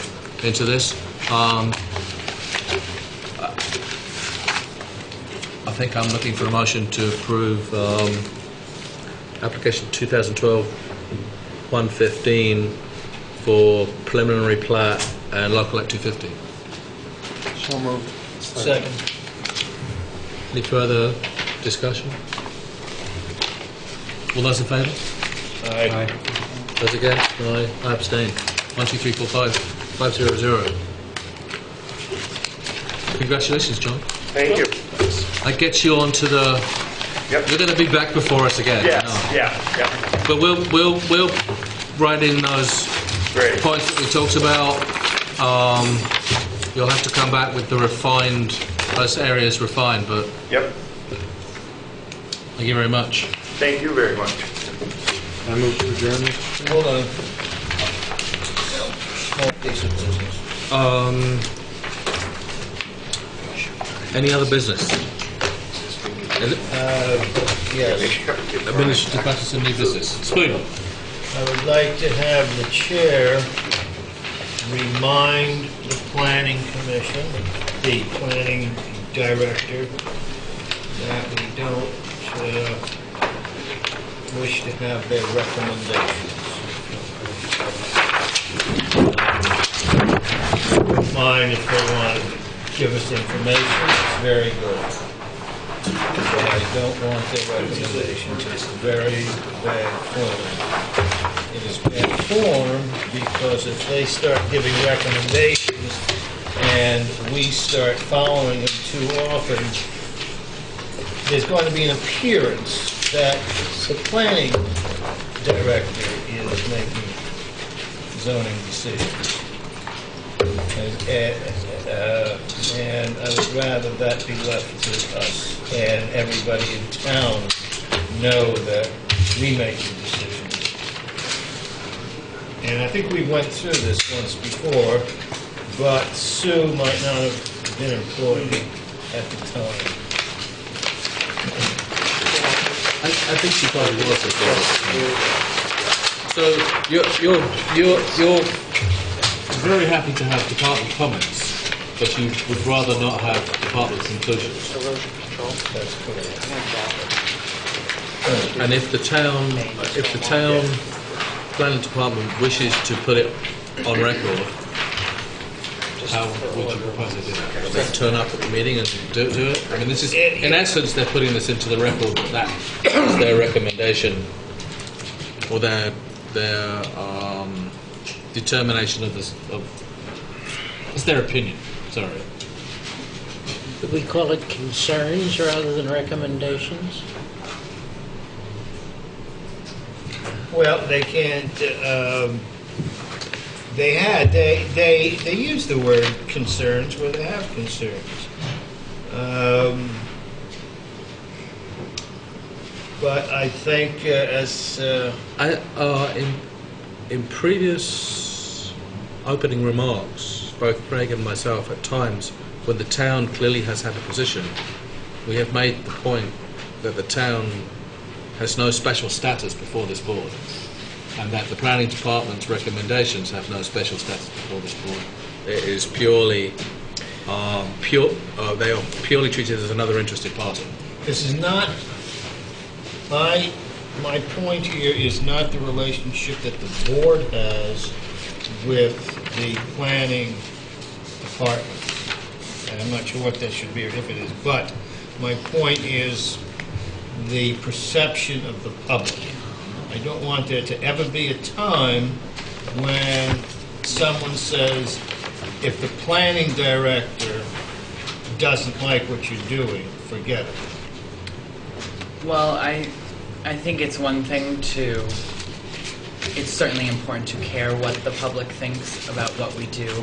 It's another thing to know that a lot of times those accusations come out when someone is upset about something else not going their way. As long as we are confident in ourselves that we're operating within an ethical manner, then I don't really see the need in restricting what the planning department recommends to us. If anything, I would encourage more voices so that we can get as many people collaborating and giving their opinions as possible.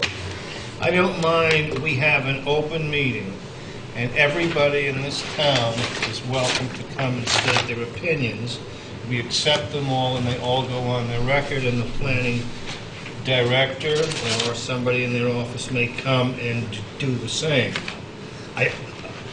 I certainly wouldn't want the zoning administrator to in an application to sit there and say, I don't think you guys ought to accept this, or I don't. We're a board for a reason, to make a judgment on the facts that we hear. And I'm having a little difficulty discerning the difference between, let's say that you received a letter from the town attorney. The town attorney could take a position on behalf of the town recommending or purporting one thing or another, and has done in the past, in the same way that any member of the public, you included, can take a position on something. I wouldn't expect it from the clerk of the board or the zoning administrator, because I think there's a conflict there, but if the planning department cares to review the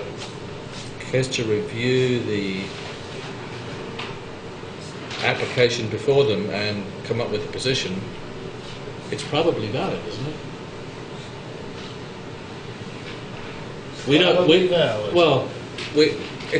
They're an interested party. Yes, and I certainly appreciate the work and the investigation and the research that they do, and advise us of what they know and what they've found. That helps us to review our work and to hear our applications. But I do object to their recommendations as to what we ought to do. And it's not the public. I don't mind a person from the public standing out there and saying, we think you should reject it. It's the planning, it's because of the very close proximity, relationship, as might be perceived. We're all in the municipal building together. I feel like we need to keep a very clear distinction between our functions. And from a person from the town walking in here and they say, well, they're right down the hall, they're all friends, and but we're in a certain way supposed to also be working with them. I mean, with who? Well, not with them directly, but them being the planning department, because they plan and we interpret and rule on that. So if there's something that they're recommending, I'm not so sure. That's what relationship we have with the planning department. We have advised them of the problems we have had in interpreting some of the zoning regulations that they have written. And we have worked with them in trying to help them right, Planning more commission clear. gets it, not the planning department. The all right, Planning commission. and the planning commission. Well, So just to go back to where you started, you are quite comfortable, as we all are, I think, in receiving analysis or information relating to an application. What you don't like, generally, what you don't like is a specific recommendation that says, what we please should- deny this, or please don't do this, or Exactly. please do the other. Exactly. Yeah, I sort of look at people, Sue Fillion, for example, as being kind of our staff, that they do some of the digging for us that maybe we can't do. But again, I think they should share information with us and leave the decision-making up to us. That's my point. Any more than I would want, it would seem, even as an interested, Okay. it would be bad form, I think, for the town manager to walk in. Well, town manager's perfectly welcome to walk in and has in the past done so, once or twice. So really what you're asking, and I think that what should or could happen, is that the tone of the memo changes more to be advisory on the law or on the zoning, rather than making a recommendation. Yeah, just, they don't need to change a thing other than omit their recommendation. I am happy to hear all of their concerns and all of their research and information and everything else that they do. Generally, there's a few things I haven't been so happy with. But my only objection is is having a recommendation on how we should decide the matter. Well, how would that in some ways be different than other towns? Like if we had an application before us that was, would this have an adverse effect on, say, the school district or the schools being able to handle? And, that person comes back and says, yes, it would. Isn't that in essence them saying you should reject it in its current form? So I'm not following you.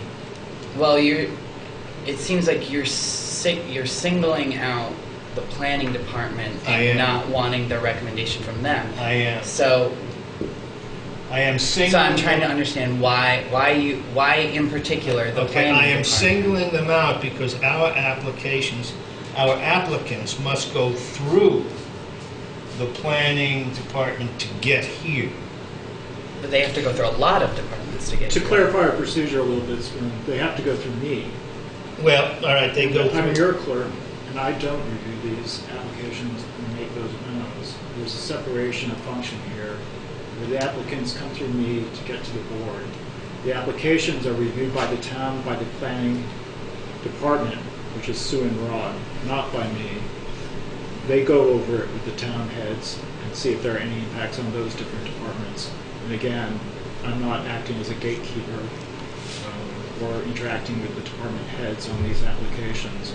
So there is a really clear distinction, and it's very clear to the applicants. All right, whoever does what is not the issue. Let me ask a question then. So, I do understand where you're coming from, but let's just say you get information from the fire chief, and the fire chief said, I recommend the following, based on my professional opinion, such and such and such, should be addressed in this application. Do you object to the fire chief? If the fire chief feels that the fire lane is not adequate, Then they would recommend not. So there's not a perfect example, but there's a sort of some kind of example. There's no fire lane around some development, and the fire chief says I need a 20-foot fire lane around it. It's my recommendation this be included. Would we not wish to have that recommendation from the fire chief? Or Public Works? We want a curb. or that there be an access road. I don't mind their recommendations that we expand the width of a fire lane, but I would object to their recommendation that we deny the application. Because we decide on their recommendations. And As we did with this, we got a recommendation to deny an increase, but we didn't see it that way.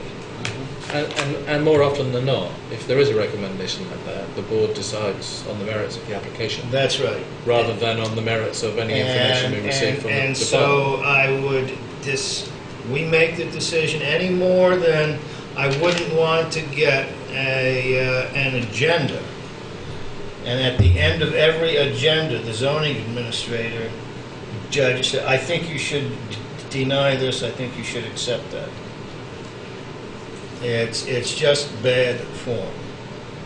So in particular, it's the recommendation deny an increase in parking spaces on this one as well. So she made a recommendation to deny the application, is that what you're saying at the hearing? No, I just don't want to see a recommendation to deny or accept or do any recommendations about how we should decide anything.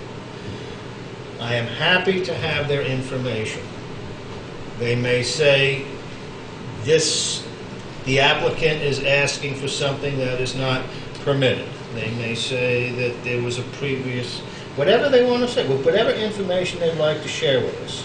Hopefully it's all of it, and it's accurate, and we'll use it, and we will make a decision.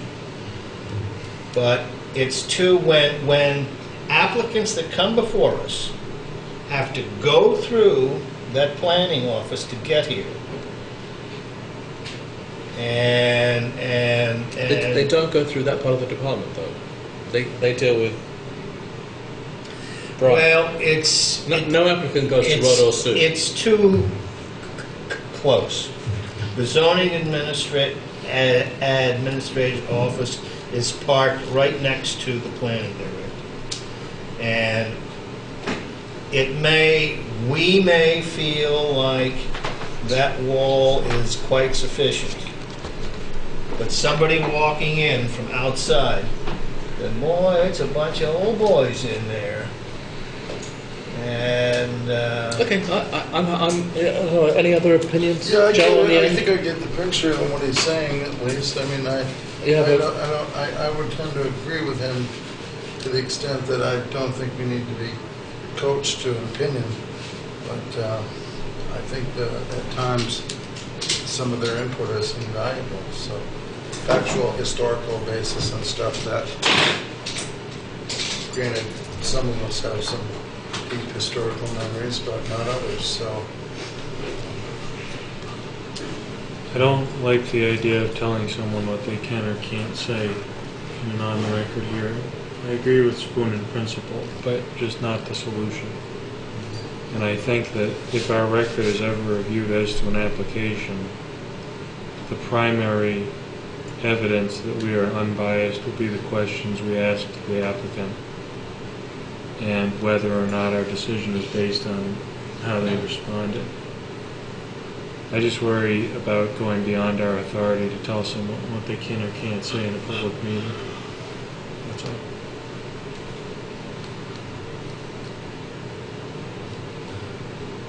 all right.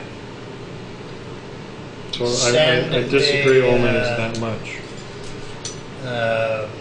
How about if we recommend to the planning? We recommend that you don't recommend anything. cease making recommendations. We recommend that Python you now. cease making recommendations. And we'll see what happens. I guess the other thing is the information that we get from them should be public information. It is. How do they get it? How does the public get it? How does the public get it? Because it becomes a part of the record for every decision. But how So- do people who are sitting here They don't. know? They don't get it. They don't They get don't. it at the point of the hearing. They haven't received it though. They should. Well, they don't. Everybody that's but not here everybody gets all of something. this. So There's lots and lots of information that we receive that we accept into the record, of which this memo is one thing we accept into the record.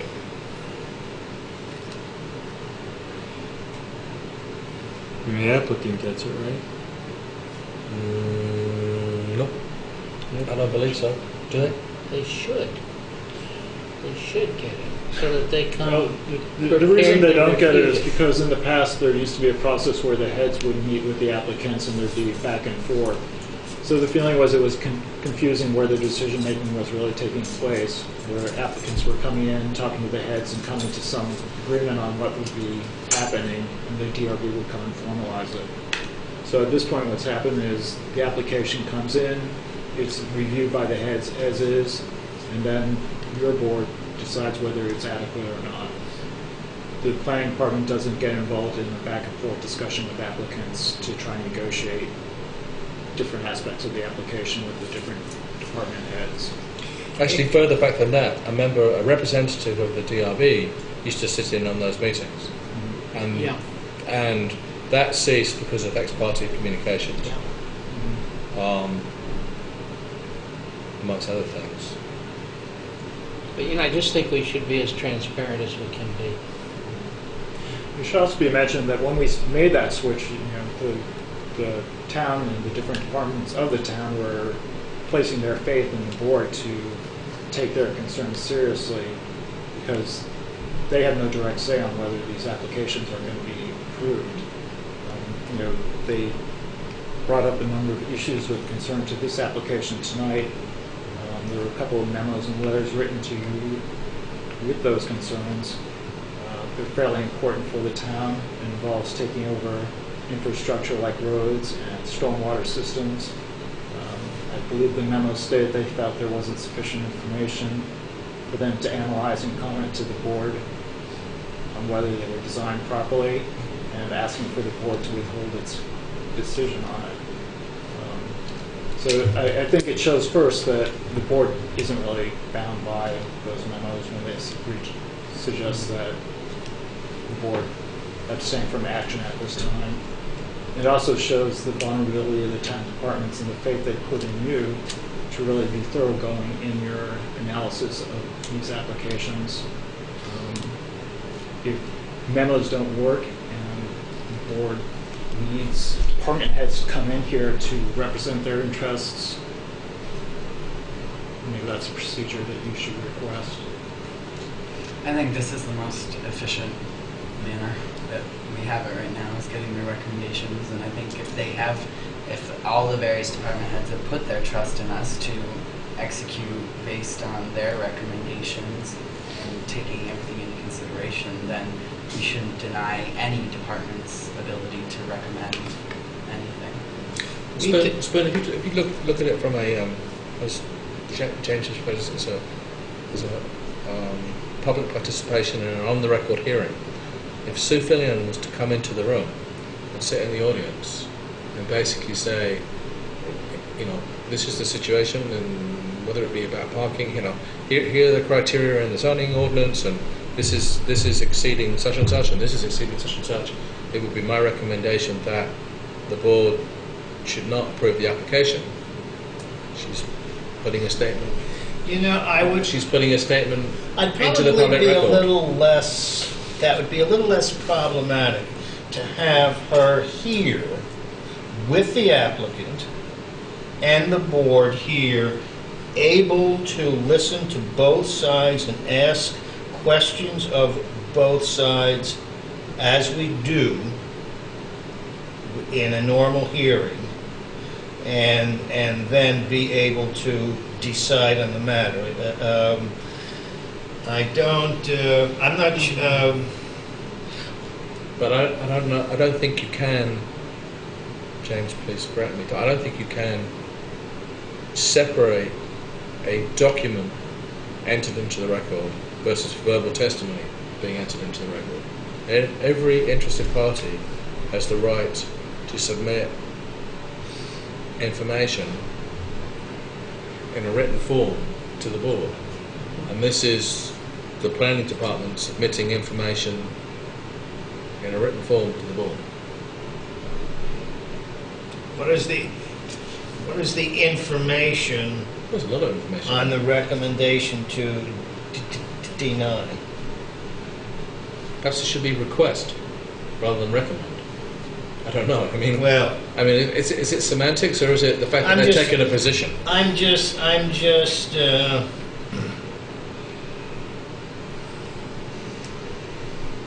To go back to your original question, I am more than happy as chair of the DRB to have a conversation with the director, planning director, and assistant planning director Sue about this topic. All right. I guess I would like to see a DRB website where all of this stuff, whether it comes from Sam Jones who lives next door but can't be here, so he's submitting a letter, where that would be available for everybody to. so that all the documents to a case go up on the website as they are, Whether that's mailed to practical us, or or- not, I don't know, but that would be my ideal. well, that's a good, that makes sense in this day and age, the way we do things. I think, That may or may not require a lot of work. Right, Is it it- could complicate somebody's workflow just a tad. We do most of that already, so. Do you really? It would be a Easy to refinement. make electronic documents for everything? It's mostly posted already. Cool. Even drawings and everything? the reason that I have less problem with a person from the planning office being here in an application during during the hearing is well, again, I just had a thought and it just slipped my mind. But I know what it was. If there is new, did we get information? Was their information, was the planning office's information incomplete at the time that they recommended to us that we deny an application? Without question. I mean, if you were to take the second hearing we had tonight, there was information missing that was noted in the department's memo that was supplied to the board tonight. Several documents, several pages. Both of it. cases. And we could have done one of two things. We reviewed the information in front of us and made a decision, or we could have said there's so much new information here that's so complex we would wish to continue this hearing while we have time to review it.